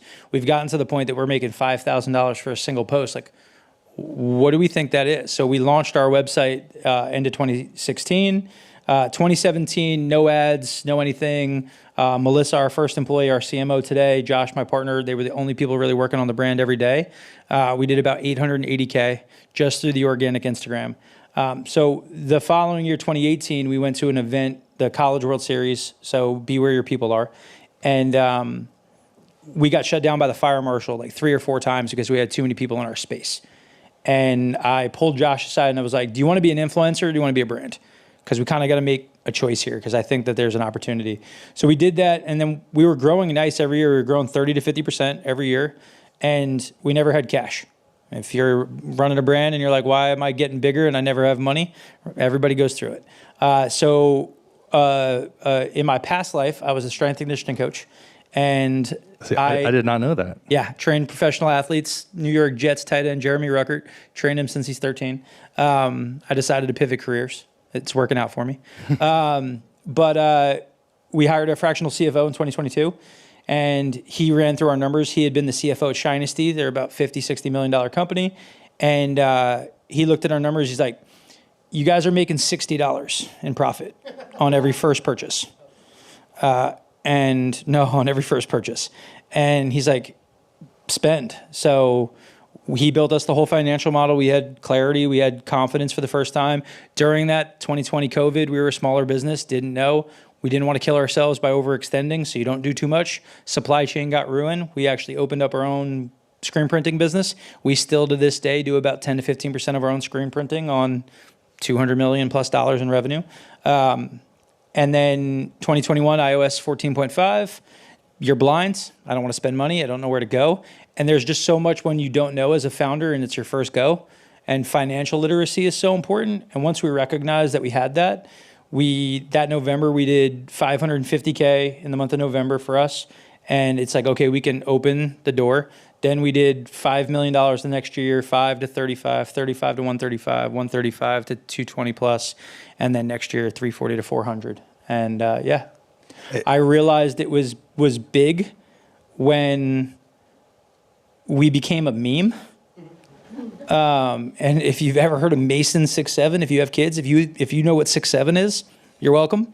The mascot for Alabama football team was wearing our shorts. Aiden Ross, big influencer, he was fighting and rolling around with Khabib wearing our shorts. And it's like, oh, okay. Yeah, you're part of culture at that point. Yeah, like bigger than just the brand, and it was crazy. Yeah. So, look, I want to, I guess, double stamp a couple things you said there. One is understanding your own math. It is the number one thing that I see holding people back, because there's so many different ways to look at a business and to look at, I guess it's much easier when it's absolutely first purchase profitable.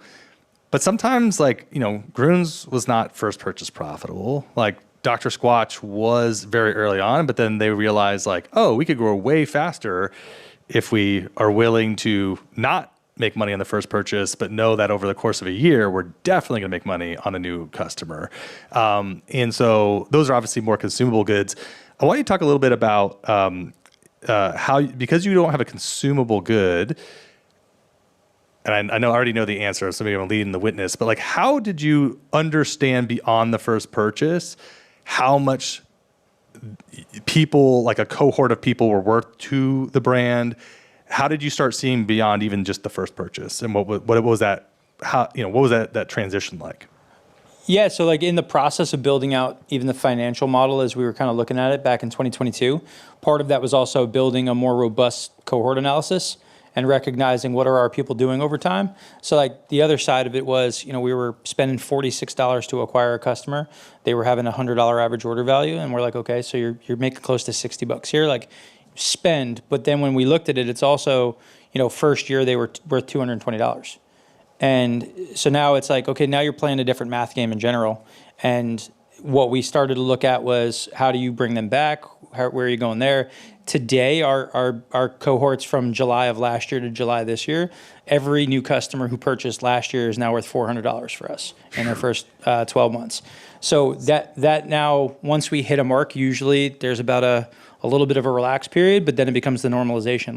By the end of this year, every cohort that we acquired it from July of last year through December will be worth over $400 per new customer. It's incredible. And understanding that math gives you a more robust ability to be aggressive with channel choices, leaning into creators, buying different products, trying different products, doing different things. So again, financial literacy matters.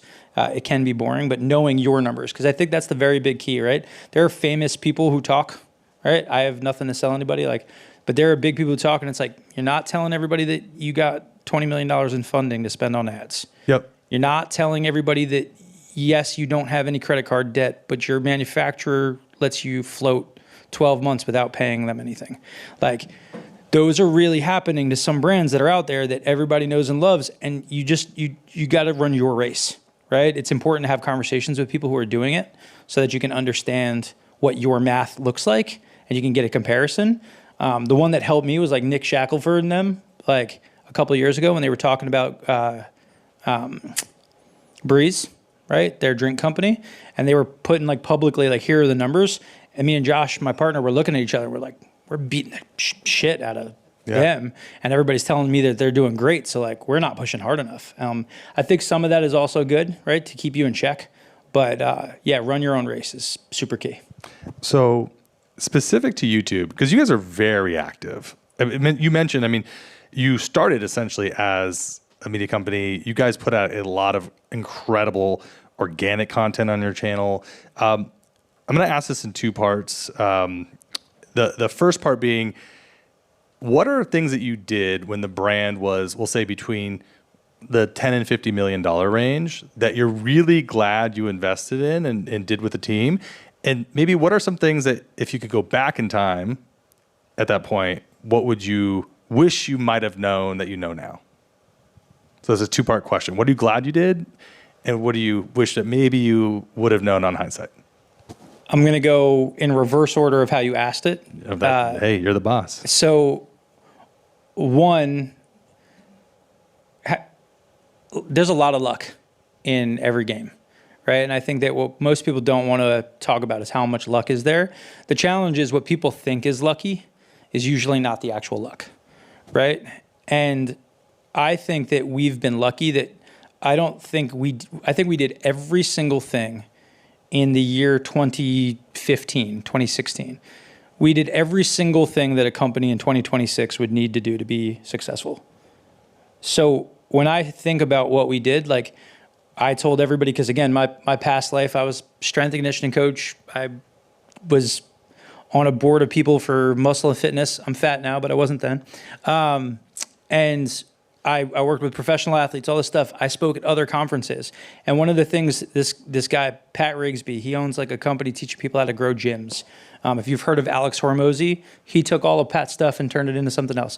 But Pat was like, grow an email list, because you own your email list. So every strength and conditioning coach was like, build an email list, send a weekly newsletter, get into that. So I wrote for websites, bodybuilding.com, all these things, built an email list, and I would hit the email list every week, and I would get a new client from that, a parent, another kid. They'd forward it to somebody. And I made it every week. So when we were in 2015, before we ever did anything, Melissa and Josh, when we got products from companies, we wouldn't keep them. Like Josh was still playing baseball. He's 15, 16 years old at the time. And we were giving them away and saying, hey, like, comment, subscribe, join our mailing list. And I said, like, Instagram might disappear one day, but your mailing list will be with you forever. And we were doing that 11 years ago, right? So like, I can't tell everybody start an email list as fast as you possibly can, but the best time to do it is today. Same thing. I said to Josh when he had 5,000 followers on the account, he wanted to sell clothes. I said, not the time. Let's just build an audience, post. Josh, to his credit, that one of the things he is more resilient than everybody else. He posted every hour on the hour from noon to midnight for 5 consecutive years, every single day, never missed, right? But then you get to the point that we now have 2 million plus subscribers across socials. We have all these different things. Like the time to start building your social profile is today. Posting content is today. So we posted content. We leaned into content very early. Content was part of what we did. A mailing list was part of what we did. In-person activations in community, we've been doing that stuff since 2016, 2017. We were setting up tents. We were doing spin-to-win wheels where you could get stuff, right? We were doing how hard can you throw velocity challenges. We were doing all of that stuff in 2016, 2017. Today, I'd tell you all, do as many in-person activations as you possibly can. If you don't know what Fanatics Fest is, Fanatics Fest, Target just sponsored it because they want to get more into sports. Stick Sporting Goods puts a huge activation into it. Fanatics pays tons of money for people like Speed and Logan Paul and Jake Paul and all these influencers to come out and do activations so people can do it with them. And for Gen Z, activations is like the number one thing that they go to now. It's not sporting events. It's not concerts. It's activations like Fanatics Fest. And Alpha is going to follow a similar suit, probably even more so, because they're going to be the group that wants to reject AI. They're going to want to lean into a life that's real, and they're not going to be one who's going to be excited by a fake one. So we've been doing a lot of that, and I think those are the things that help us today feel like we have an unfair advantage.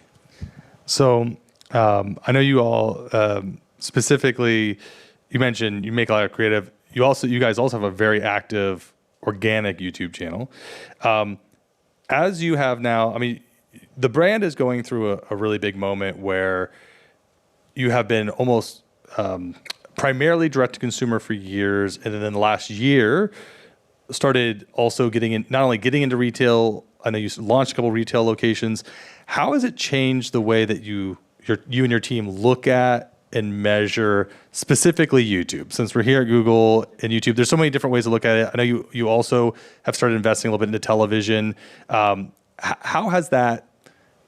have you all started to change the way that you think about and budget for and prioritize that channel? So as time went on in our social media journey and where we've gotten to, a few years ago, one of the biggest initiatives, I think it was 2024, we were trying to say, okay, where's next? What's the thing? And you look at, again, Mr. Beast, and you look at people who are building streaming audiences and things like that, like Kai Cenat and other people, and long-form content and things that didn't disappear. Right? TikTok was going through its moment and was having this great success, and everybody was very excited from 2018 until probably last year, right? Now it's still big, but it's different big. We looked at YouTube and we were like, YouTube never dies. The content you make will have a permanent shelf life. You put a link in it and it goes viral in a year, 2 years, 3 years, 4 years. It could go viral every year. I have a piece of content that we made 4 years ago. It goes viral every April, right? Every April it starts to print new subscribers for us. So like my team's effort also just doesn't get wasted. And there's a lot of effort you put in to make a really cracked out TikTok and it disappears in 18 minutes. And it's like you had a viral post that no one remembers. But on YouTube, they give you the opportunity to repeat and get more at-bats with the same piece of content over and over and over again. So we looked at that, and that's been a big thing. I think we're about 80,000 subscribers to our YouTube channel now. We do a bunch of different things. We've tried a lot of different stuff. But as we've gotten into the retailers, like I'm in Dick's Sporting Goods. Again, I was just talking in the back with Ezra and a few people. And right now, per square foot, Baseball Lifestyle sells more per square foot than Nike and Adidas. Oh, at Dick's Sporting Goods. Let's go. So I'm hyping you up. I'm like, let's go. So when I look at that, one, it's cool to be a trend, and I've got way less square feet than them. But the reality is that one person's margin and opportunity is another person's business. So I have to start thinking about how am I protecting my brand and how am I staying at the bleeding edge of things. So YouTube for me is the future, right? And it has been since 2024. And since 2024, I'm pretty sure the stat they tell us every year, the #1 streaming service in the world is YouTube, right? So it's not Netflix, it's not Amazon Prime, it's not Apple TV, it's YouTube. So if you're not on YouTube, you're missing on massive exposure. I think there's also a bunch of different stats. I'm not a Google plant, I promise you guys. I do believe in the platform a lot. There's a wild amount of people who are not on social media who are on YouTube, and they do not have social, but they watch YouTube every day. And I'm sure the team over from Google can give that stat somewhere. It's like 30% or something like that of people who are across platform are not on anything but YouTube. So that just gives like a huge advantage. And then it's what game do I not know how to play? And who do I remember from a YouTube ad? I go, okay, Dollar Shave Club. And I go, Dr. Squatch.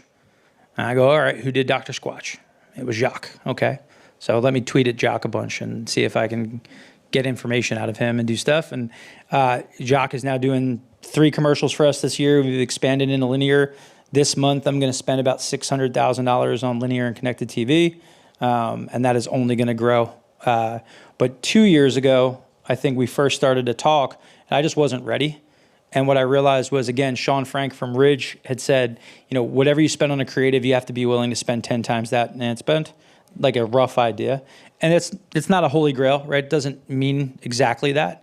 But if I was going to spend, 6 figures on a commercial and do it right, I had to be willing to spend 7 figures in ad spend behind that singular idea. And when I looked at it, I didn't have the distribution where I felt I could take one thing and go all the way. But the only place I really felt like I could do it, and I could do it the way that we've done the rest of our scale, was YouTube. It had the ability for me to have TV. It had me YouTube proper. I could get other distribution. I could understand the metrics, the numbers, and the things. And it felt like the gateway drug for figuring out linear, which is an entire other monster. Yeah, and I'll add to that. I want to make sure we leave a couple minutes for questions, but I'm staying for the Q&A later. So if you oh, that's right. That's right. I'm the only one staying. Thank the Lord. All right. All right. Okay. Well, I know we'll have plenty of questions, but I feel like you all are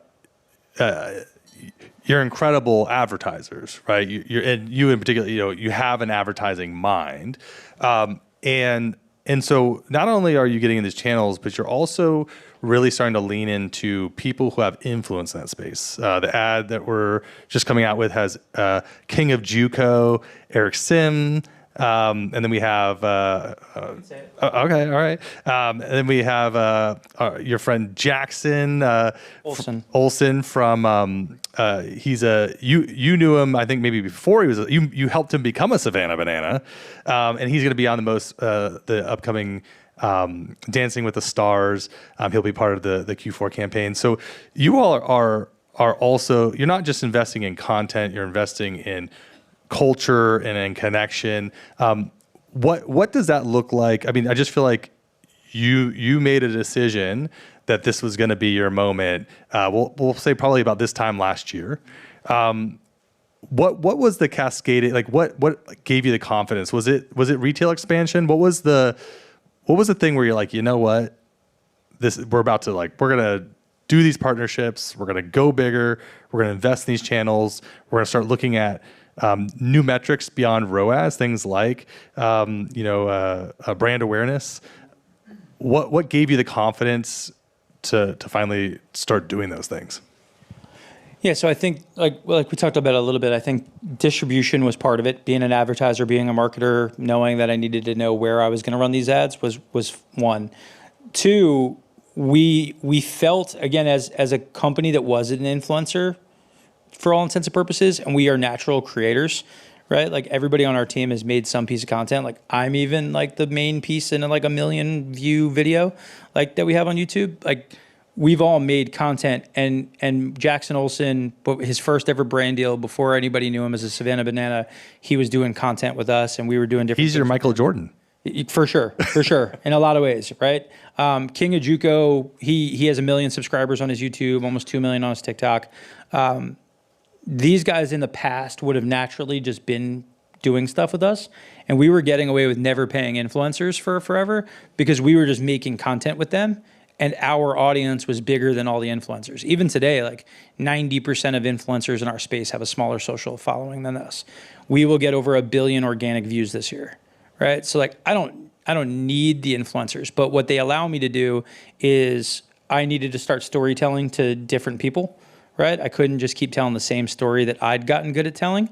I needed to open up and I needed to expand that I was telling slivers of a story to different places. And King of Juco hits a more teen audience. Jackson, the millennial mom, thinks he's cute, right? Like kids want to be him when they grow up. He's fun, he's interesting, he's got all these different things.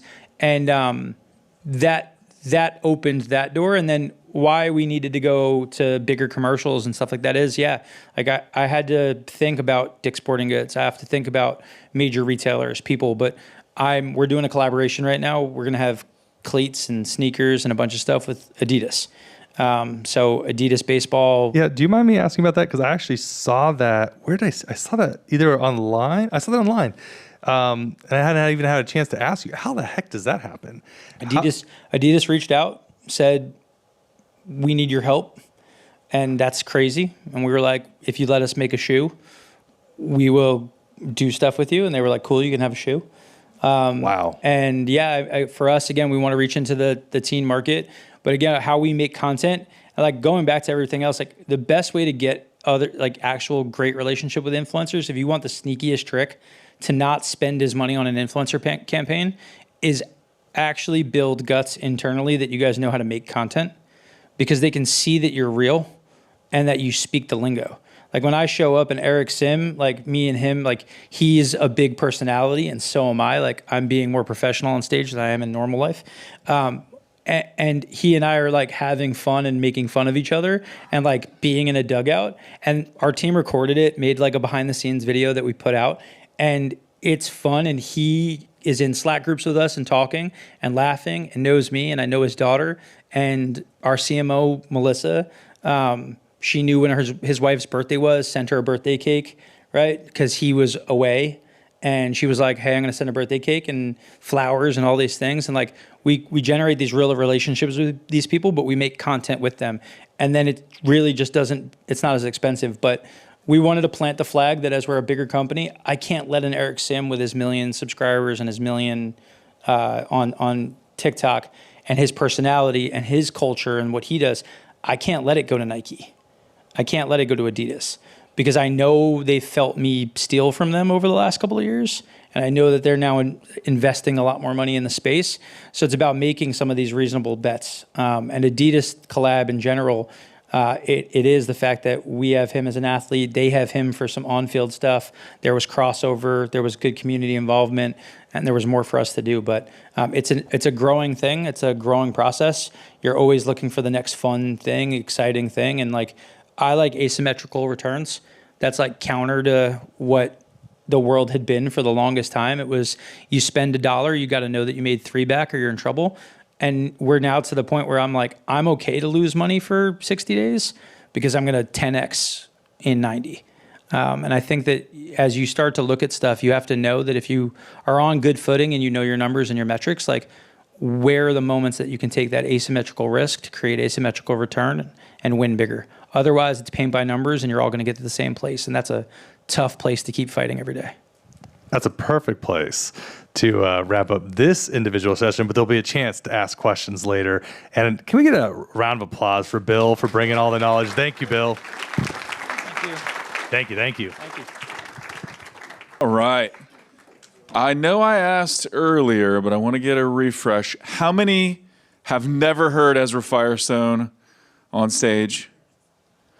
That's a decent chunk of the audience. Okay, so no exaggeration. This guy is one of my favorite humans on the planet. Grew up on a hippie commune. He's a black belt in judo, brown belt in BJJ. If you study BJJ, that takes like a decade worth of time or something to become a brown belt in BJJ. You never know what this guy is going to talk about. Like you get him on set, you just don't know. I connected him with some friends of mine that run an Amazon event. And I think somehow, some way, Ezra worked in STDs in old folks' homes as like, I don't know where it comes. It just happens. And so you never know what's going to happen here. So what I wanted to do, we want to have Ezra come up. We're going to talk. He's also one of the best marketers that I know. So we'll get a little bit tactical, a little bit practical. We got a few things. But also, does anybody's brain hurt? Like just a little bit? Anybody? Everybody's like, no, I'm fired up. Give me more. I'm drinking from the YouTube fire hose. Give me more. But I think like a little bit of mindset, a little bit of fun is going to be worthwhile. And so that's what Ezra and I are going to do. But if you would, please, warm welcome for the man, the myth, the legend, Ezra Firestone.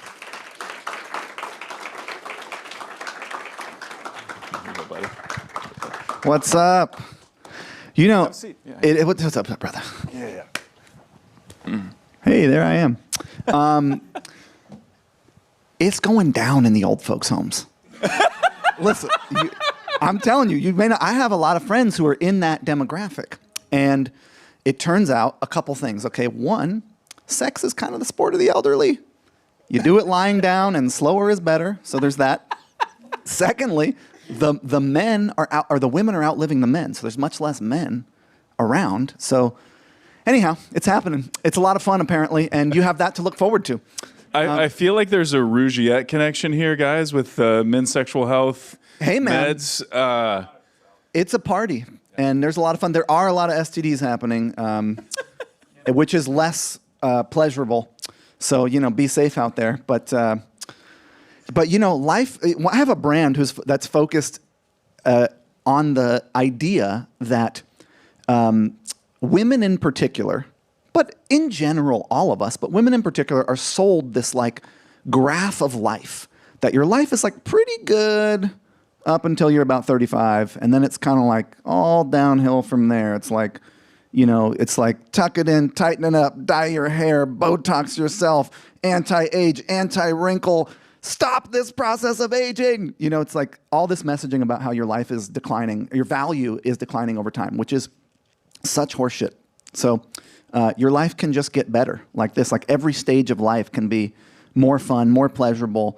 And that is an attitude that you could adopt. That's a viewpoint that you could adopt. That just having that as a real thing for you will make your life better. To know that like as time goes on, you can have more fun. You can have more intimacy. You could have more connection. You could have more friends. You could have more in life, not less.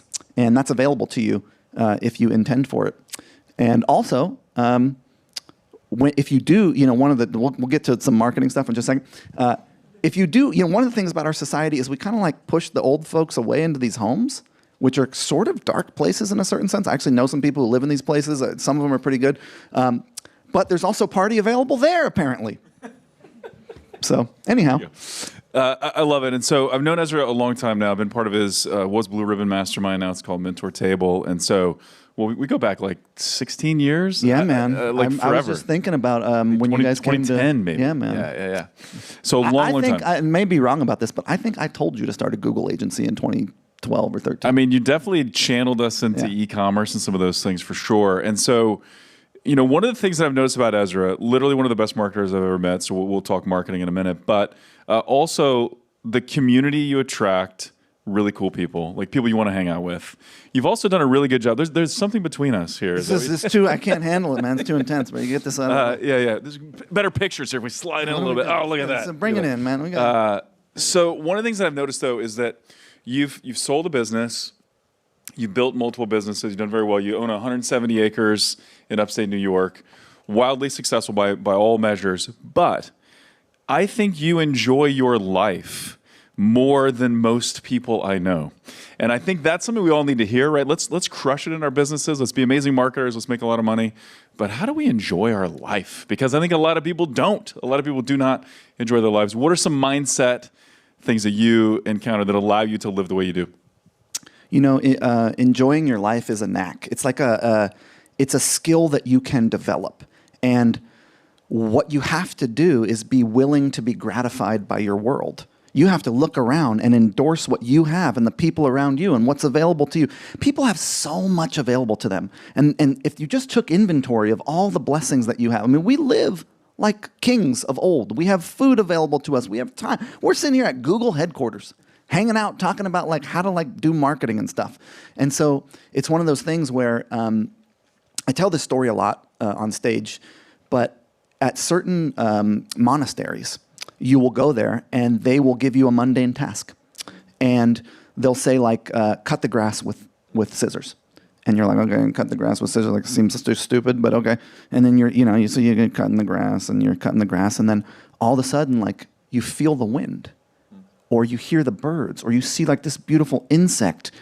And you, like, it's designed to teach you that the amount of attention and intention that you bring to a particular moment dictates the amount that you are able to derive from it. So that like the level of experience that is available to you in life in any area is an inside job. And it is about how much are you willing to bring to it. And the more that you invest in your world, the more you get out of it. And yeah, man, I'm interested in having a good time. And I think that I know you're about to say something, but I think that like the key really is how can you have a good time? And the way you can do that is by being deliberate about enjoying your life and trying to serve our tagline, as you know, is serve the world unselfishly and profit. I think that's a description. I think you profit in the act of service. Yeah, it's so good. And I really think that the cutting the grass with scissors, that really speaks to like you can just enjoy your work as well. And maybe we just need a refreshed approach to the way we look at our work and the way we approach it. One quick thing I'll share while we're talking mindset here. I went through a period of time, like some difficult times in business. We had to do some layoffs about 2.5 years ago and some other things. And like I had trouble sleeping. for a little while. And any edibles, bro? I tried a lot of things. Some edibles. Tried a lot of things. But one of the things that I've noticed, and I've been sleeping well for quite a while now, is high as fuck. No. It's awesome. I'm not. But gratitude. So like just like ending the day with like, you know what? There's going to be a time when I'm going to look back and I'm going to say, I wish I could go back to this era, to this moment, to this time. And I was also, I grew up doing TV like in my career, and I saw a post that this guy who's probably in his 60s, maybe 70s, he posted a picture of him and this TV crew, like they were doing a photo shoot. And he's like, I wish I could go back for one day and do that. And I'm like, that's going to be us. Like, that's going to be us. We're going to look back and we'll be like, just one day at the Google HQ doing the thing. And so if I can enjoy it, like now, thinking ahead, I can enjoy it now as well. There was this cat, Ram Dass, and his tagline was "Be here now," which seems very simple, but like it really is the secret. Like, hey, the interesting thing about experience and life is that we kind of think of it as past, present, and future. And that's the way in which we like imagine the world in our minds. But you're only ever now remembering the past or projecting the future. You kind of actually don't have and science is now coming around to this. There's a bunch of stuff on this if you want to get deep into it. But it's like, you only ever have this moment. That is what you have. So what are you going to make of it? Are you going to enjoy it? You get to choose. I mean, you live in the West. You're in a free society. You know, it's like you get to choose where you put your attention. And then here's the crazy part. Not only do you, for the most part, get to choose where you put your attention, then so you put your attention on something, you have an experience, you then get to judge the experience as good or bad. You get to plot it somewhere on the worst bad or the best good that ever happened to you. It's like that. Who gets a better deal than that? I get to decide where I'm putting my attention. Then I get to decide if the experience I had was good or bad. Well, you could just decide that the experiences that you're having are good. And then you're happier. You're more fun to be around. It's like, it is a choice. I love that. I think it was Seneca that said we suffer more in our mind than in reality, which I think is true. And we do have some like product stuff, some founder-led creative stuff that we're gonna get into. I mean, also let's just talk about the fact that like if you are overworked and underfucked and miserable and up all night and not in a healthy body, how good is your business gonna be? It's not gonna be very good. So I know this is like nobody ever. I call it the chocolate-covered carrot, which my wife does not like that analogy. I need to come up with a better one, but it's like.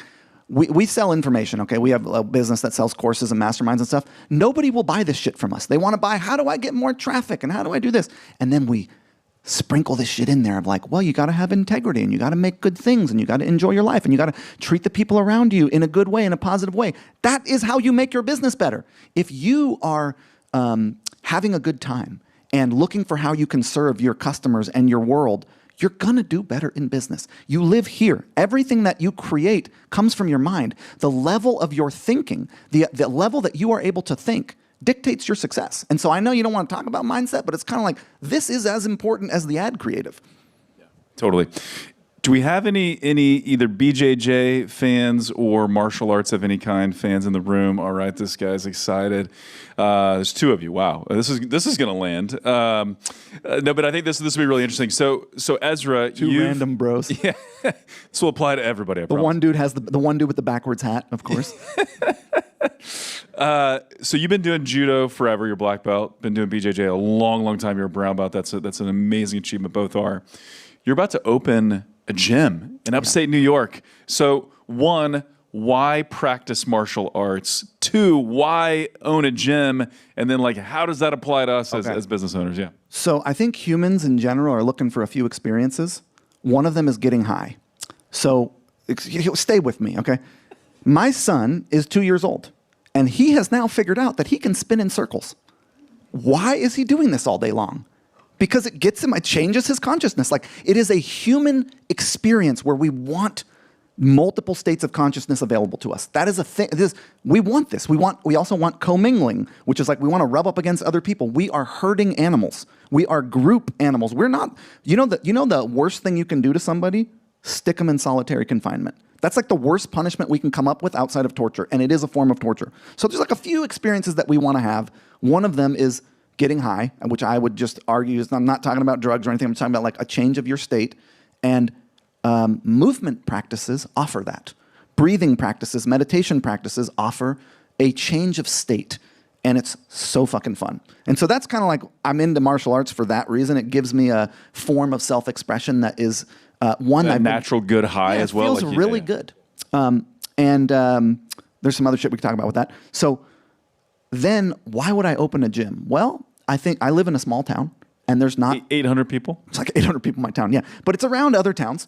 And there isn't anything like this. And I got a kid and I wanted to do this for Audra. She didn't make it long enough for me to have a gym for her. But I want to bring my kid. I want to introduce, because martial arts teaches you respect and discipline and honor and integrity and reverence for your elders and reverence for the things that came before you and like all these really, and also mobility and these wonderful skills that are valuable to humans. And I want that for my kids. And I don't want to have to drive 30 minutes, 44 times a week. And I also want it for the community. And I have the means, dude. So it's like, why wouldn't I do it? So if you are ever in upstate New York, we're going to have yoga, we're going to have Pilates, we're going to have meditation, we're going to have judo, jiu-jitsu, wrestling. It's going to be awesome. We have a beautiful mural that we're painting, which is like my favorite part. We got this dope mural. It's going to be cool. And upstate New York, if you've never been, is amazing. And your piece of land is amazing. Love it. Huge fan. But I want it because I think it's, what's up? Yeah. I'm in Accord. It's Accord. It's above New Paltz. By New Paltz. I think like it is a serve the world unselfishly and profit. It's a contribution of spirit to our community, and hopefully it can be break even or profitable. Yeah, and one of the interesting things that I've noticed about you, Ezra, is when you used to live in Fishkill, right? You joined that gym and like got to know people, and then like half the gym went to work for you. Like so Ezra goes a place, he makes connections, he does his thing, and then people are like, I want to work for that guy. I was banned from hiring people off the jiu-jitsu mat. Yeah. My wife was like, no more of these people who can't type. Like, I'm sorry. But some of those guys, some of them went far. You know, Karina came from that. Hey, Karina from Zipify, ladies and gentlemen, if you have a Shopify store and you're interested in upsells, cross-sells, and all kinds of fun average order value boosting stuff, please talk to Karina. She's wonderful, and she's heading up sales. I love it. Let's talk about. I want to talk a few things creative, and then we just had a great conversation backstage about innovative product offers that I really want to dive into with this group. So Boom by Cindy Joseph. You are a co-founder with Cindy Joseph. Yeah. So tell us that story. So like everything was kind of centered around Cindy Joseph. Maybe just tell the story. I've learned this lesson a couple times, which is if you have a business that is built around one person's identity, that person could go away. Like they could die in Cindy Joseph's case, unfortunately. She was like a second mom to me. She's a really wonderful lady. She didn't make it, man. Or they could burn out and be done. And it's like, it is a linchpin that could go wrong. And it's not the greatest idea in the world to have a sole person. But on the other hand, it works really well. And so now my favorite thing is to have a founder or face or persona, but then have multiple other personas. So the thing with Cindy was like, Cindy and my relationship goes back a long time, but we started this brand together in 2008, and she was the face of it. And it was wonderful. And we built this really great, amazing company together. And then she got sick, and she couldn't do videos anymore. And then she passed away. Still to the very end, all of our emails, all of our ads, everything was still Cindy. And we'd kind of tried to branch out, but we hadn't really, because it was like all her stuff was still working. We had some of her YouTube ads that literally ran for 2 years, unchanged. Yeah. They were winners. They were just amazing. Very charismatic, and she had a lot to say. And she one of the benefits of a founder-driven brand generally is that founder is having the experience that the customers is having. If you guys remember one thing, remember this. What your business does is communicates with a group of people. And that group of people tend to be sharing a collective experience. Example, Brett and Jock, legends, are using content, this event, as a way to communicate with you guys, a group of people who are sharing the collective experience of running online businesses. And they're attempting to build relationship, intimacy, connectedness with you through their content in the hopes that you will like them and eventually, hopefully, do business with them, right? So what your business is doing is like communicating with a group of people who are sharing a collective experience, adding value to their life, and commenting on the experience they're having through content, and then making offers that solve problems that they face. Founders of brands tend to be in the community that they're speaking to. So they understand the problem and they understand the experience of the community they're speaking to, so they can say it the best. And if you can communicate, because conversion is communication, whoever communicates the best wins in the marketplace. Not the best product, the best promise wins. Who can make the best promise? Then your product has to live up to the promise that you make. So Cindy was really good at that. I don't know what we're talking about anymore. So you were on the right track for sure. So had all these winning ads with Cindy. Oh yeah, dude. But then how did we? Then she died. So, yeah. So what do you do, man? Well, it's like first thing you do is Cindy was down for the cause. She was like, she would have wanted the business to go on. So the first thing you do is you keep running the fucking ads, dude, till you can figure some other stuff out. But eventually, it's like everyone was so connected to her, and then they're like, hey, she's not like she's talking to me like she's alive. She's not. And then all your comments are about that. So you got to switch it up. So what do?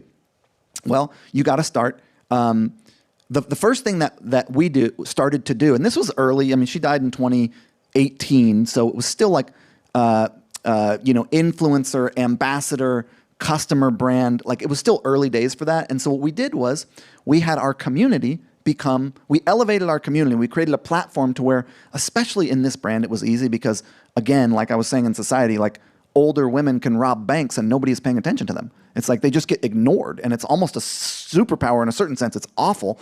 But so we had this like, hey, what does sexy mean to you at 50 or 60 versus what it meant at 19? What do cosmetics mean to you? What is how's life going after divorce? Like what are what's menopause like? What the experiences you're having? Come talk about them on our platform.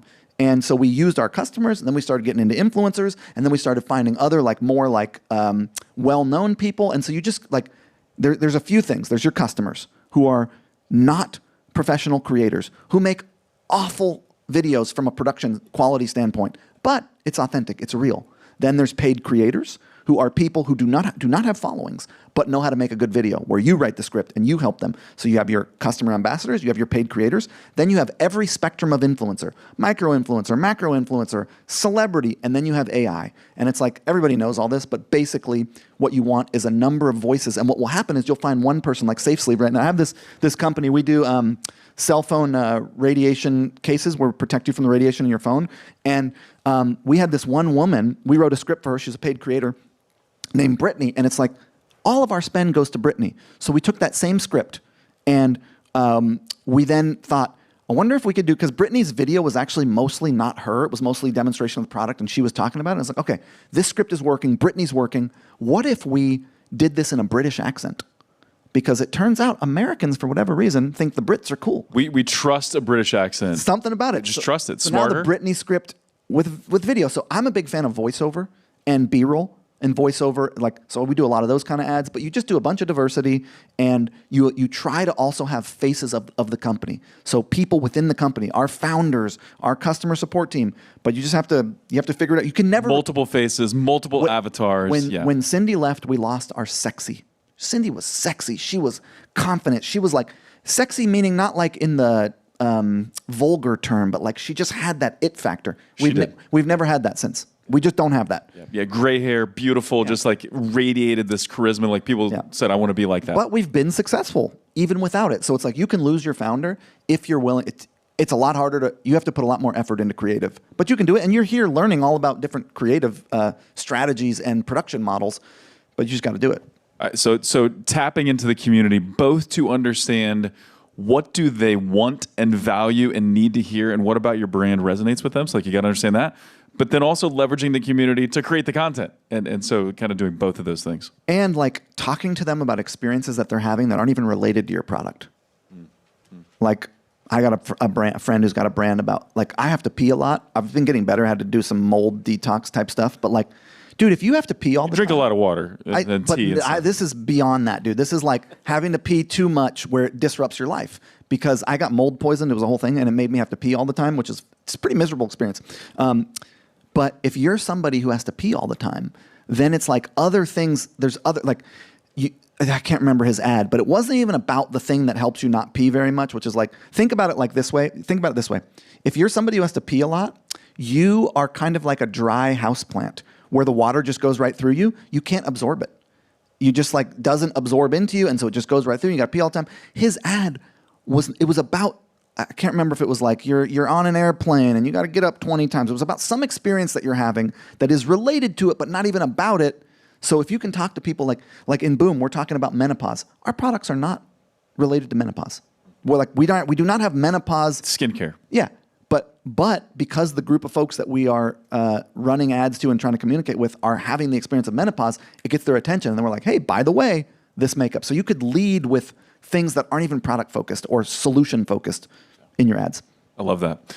So we were talking about, before we got on stage, we were talking about offer innovation, product innovation. And so one of the things, and maybe you can tell the story a little bit with Boom, was the Boom stick. Yeah, man. And nobody had the Boom stick. Nobody was speaking to boomer women like that. You guys just nailed it. It was so unique. So talk about the innovative product offer, but then you also alluded to something a minute ago. It doesn't have to be the product. It could just be the messaging. So it could be both. But let's talk product first. Yeah. Okay. So innovative product.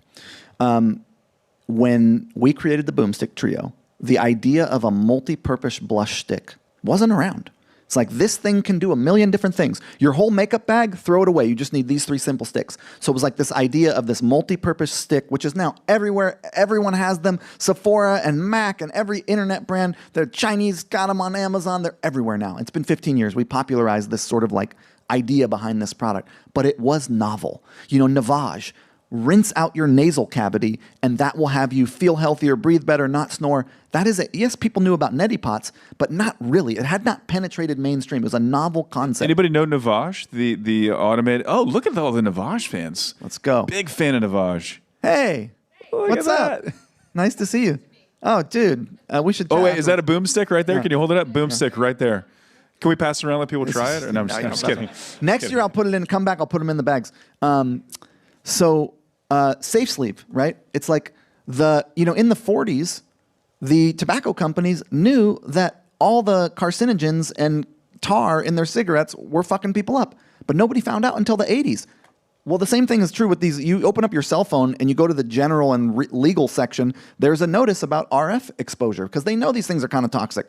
But that has not been popularized as a concept. So this brand is working really well because it's an innovative product. It's something that people haven't heard about. We have this tooth decay powder for dogs that's taking off because it turns out for dogs, one of the reasons that they have a hard time as they get older is their teeth decay, and that creates heart disease and all these problems. And so what's interesting about that product is like tooth decay chews have been around, but there has not been any dentist formulated like where the dentist is the face of the brand. So we started this brand. I want to touch on one. I want to give you guys one really cool strategy that I've used as I've gotten further along in e-commerce, and I won't forget about it. Get to it in just a second. But basically, the brand is like, hey, I'm this dentist, and I made this thing for my dog. I spend all my time working on humans' teeth, and I realized like my dog's teeth are just as important. And so it's an innovative angle to sell that product. It's a dentist angle. Now we got a bunch of dentists talking about it. It's like not that innovative. Anyone could have thought of this. It's like, okay, we got some dentists. But if you can have a product that is some level of novel, if there's something that's unique about what you're offering, it's so much easier to sell. If it's not just a Me Too product. As an example, with Boom right now, one of the experiences that women have, we aren't actually going into menopause and postmenopause, is under eye circles. A change in hormones causes dark circles. We're not a you're broken and you need to be fixed brand, so it's not really our bag of tea to tell you that like you need that there's something wrong with you that we can fix for you because we think you're perfect just the way you are. But this is a hormonal experience that happens, and there's certain ingredients that can like they won't change your skin, but they do this. You need my formulator on it, but the point is this product is working really well because it's unique and it's novel and it's solving a problem that these folks want solved that isn't being solved at other places. So like novelness in product. So another quick example of this. One of our, we have an ads agency, and we'll run your ads on Facebook. And one of these brands, I think you run their Google, you put on the leggings as women, like the Lululemon. Oh, they're here. But the leggings, as you walk around in them, work you out. So they're like, it's like working out while you're walking around. They got some resistance in them. That's a novel and unique thing. So a unique angle or a unique product really helps. And the last thing about product is margin is everything. I have a soap brand I bought. I still make this mistake from time to time. I bought a soap brand for $50,000 2 years ago from a friend. He didn't want it anymore. It already had product market fit. I like soap. I thought I could make it better. I had a CEO who's going to run the company, and we're up to $800,000 a year now in 2 years.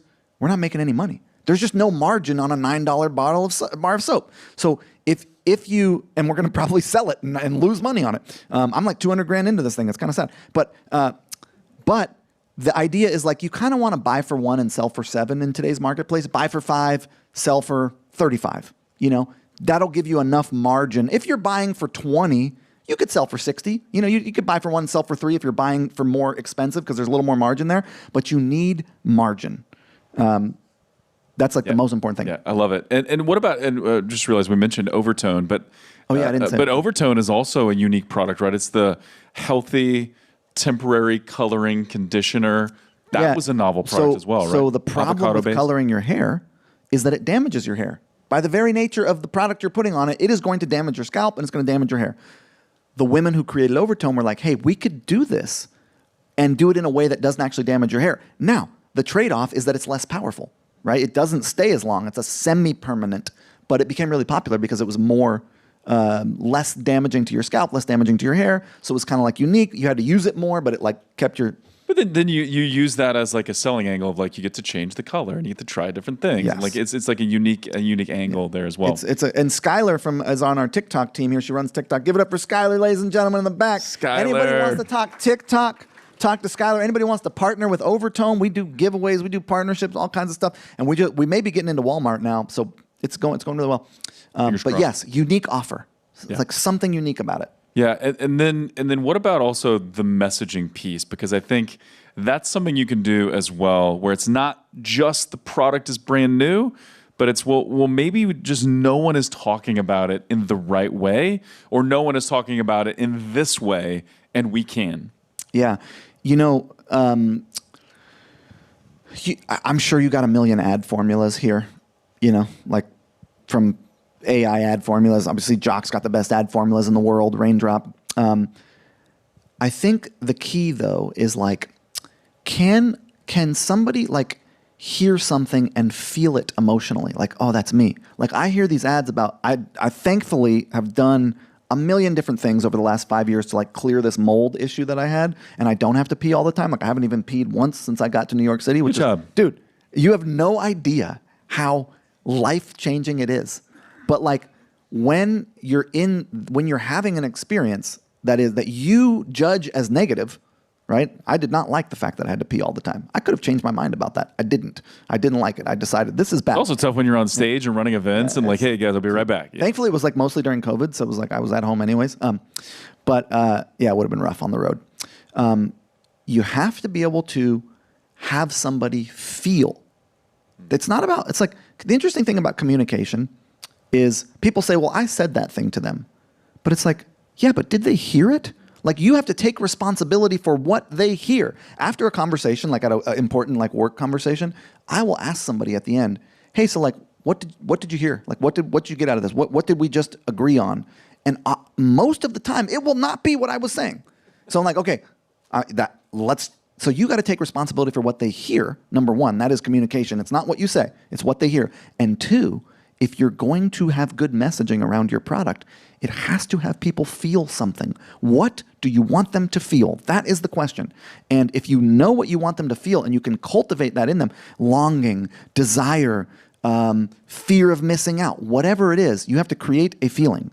And good messaging makes people feel. And it is related to an experience they're having. If they're not having the experience, or someone they know isn't having the experience, it's not going to work. So you have to know who they are, know what the experience they're having is, and be able to talk to them about it, and then wrap it around your products. It's kind of, I know it sounds esoteric, and I should have an example for you. I'm not coming up with one in the moment, but that is the game.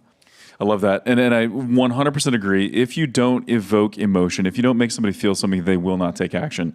They may like agree with you or nod their head a little bit, but if there's no emotion, there is no action for sure. And this is something that this is kind of harder to do now, but like back when we would do, we'd show an ad to a group of people and you like get to watch their reactions and see what they do. You would always look for moments when they lean in, or when they maybe tear up a little bit or something like that. Or I remember hearing BJ Novak, who was one of the writers of The Office, right? He was also what was his character? I don't even know. He's Ryan, whatever. It doesn't matter. But he's like, humor is a physical reaction, and you watch someone, like if someone says to you, "That's funny," you're like, I don't think you thought that was funny, right? It's like, but if you have like a physical response. Yeah. That's when you know it was funny.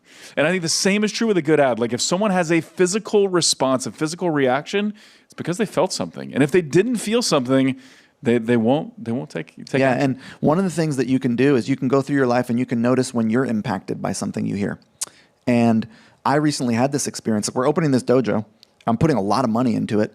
And my town's like small. And I'm kind of like, I'm usually very enthusiastic and very overly optimistic. Is a light way of saying it, which has served me really well. Also gets you in some dangerous territory, so you got a little bit delusional as an entrepreneur, right? Like sometimes we're a little bit delusional, out of my mind. But I've been feeling like, man, I don't know, am I going to get enough people in this dojo? Like, there's not really people around here. We don't even have a Pilates teacher. Where are we going to find one of these? Like, having a little doubt around it. And I watched this Instagram video, which I will send around, really fun, about this guy who got shot, and then I know. It starts off, it takes you down, man. He gets fucking shot at a house party, and he chases these people. His family and kids, it was a robbery, and it was like a whole thing. He chases them down. He's dying. They stitch him back up. He gets saved. He quits his job. He doesn't want to work at his job anymore. And he goes to work at Target, and he's driving back and forth on the bus, and he looks up, and he's like, man, because there's a big logo for the town. He moved out to the country. He's in this town. And he's like, this logo just is not doing our town justice. Like, what if I reach out to the town and say, I will do your logo? He was at an ad agency. You should watch this video about him. I'll send it to you. And the town lets him do the logo. And he does this logo. And then he does like the firemen and the police of the town. And then he gets like $100,000 from the town to like do all this amazing stuff. And then all the biggest design books pick up his logo for this town. And he's like in the most famous design book with Apple logo and this other logo. And then other towns reach out to him. All to say, it was such an inspiring and fun story. And like I resonated with so many parts of it. I was thinking about the story, about how he told it, how he like put together who he was. And it was like very much a like good to better story, or sorry, bad to good story, which are fun stories. But all of a sudden I felt like, oh, our dojo's going to do great. Like I was all inspired about our local dojo. You got to watch the video. I'm not explaining it well. But I am going to go back to that and think about at what point was I hooked? What about it had me feel inspired and optimistic? And I do that. I think when I am impacted, I think like, what impacted me? And then I'm like, all right, I'm going to use that. I'm going to figure out how I can use that authentically. You're not trying to hustle anybody into your bullshit, right? But you want good stories, and you want to impact people in a positive way, or you want to have whatever impact. Like this is the first product I have ever had where I am using fear as a strategy to sell something. I've always been against that. I've been like, I'm not trying to there's enough of these people. You stink, buy deodorant. Your teeth are too fucking yellow, whiten them. Your, hair is falling out. Get some of this bullshit on your head. Like, there's enough of this telling people that they're freaking people out about non-existent problems and then selling them some shit on the back end of it. I do not want to participate in this. Okay. Now, this has been my stance, right? But I got a cell phone from my mom when I was like 15, and she had one of these stickers on it, which is like a radiation protection sticker. They are bullshit. They don't work, okay? But she was freaked out about EMFs, and I inherited this fear. It's interesting, you're conditioned by the people who raise you. One of the pieces of conditioning that I received, you can check the shelf life on your conditioning and decide you do not want this piece of conditioning to rule your world anymore, and you can change your fucking mind, but I never did that. So I had this piece of conditioning of like, hey, cell phones have some radiation that is not good for you. And I've always been some level of afraid of it. My mom sent me one of these cases when they came out back in like 2015. I was on a webinar talking about whatever, and I was using the product. These people reached out. They're like, hey, man, we're on your webinar. You're using our product. I've built a relationship with them. Recently, they reached out a couple years back and was like, hey, we're looking for an investor. We're trying to get from 8 figures to 9 figures, whatever. So I joined. You cannot really sell this product without explaining that we think there's a real problem here. And this problem, unfortunately, is going to freak you out a little bit. And it turns out fear is a really wonderful motivator for people to take action. Fear is still a valid emotion, right? Like it's an emotion that we experience, right? You can do it without being a nefarious asshole. You can do it in an authentic way. So long story short is like, you can think about the emotions that you're trying to evoke in people and deliberately set these up. And you can do it in a way that has integrity, and it's effective. Yeah, I love it. Time for one last question, and then the good news is we're rolling into a bigger Q&A, and Ezra's going to be on the Q&A panel, and so ask him anything you want at that point. One thing I've noticed about you, Ezra, so you're really good at obviously talking mindset and thinking about big picture and like enjoying your life, all the stuff we talked about. But you're also really good at, and because I've seen you operate now multiple businesses, been on calls with you where it's almost judo-like or BJJ-like where you're like guiding things and moving things. And but how do you know what to work on next? Because you're really good at product. You're really good at like conversion rate stuff and product detail page. You're good at traffic. You're good at offers. And you built a good team as well. But how do you operate and say like, what do we need to work on next? Well, there's only 3 things you're ever working on in a business, okay? Product. You got to develop. You have to optimize. You have to develop. You have to launch. You are a product development company. If you can get a customer, they will buy other stuff from you if you can make stuff that they're interested in. So first and foremost, you can't just have one product anymore in e-commerce. It doesn't work. So you have to be developing, which means what are people interested? How can we make what we have better? At Overtone, we're in talks about, hey, could we take our single origin plastic tubs, which are, virgin resin plastic, and could we make them post-consumer resin? Could we make them more sustainable? Like, that's product development. It's a way we could talk to our community and say, look, we care about sustainability. We made our products better in this way. That's a part of development. It's making the things you have better.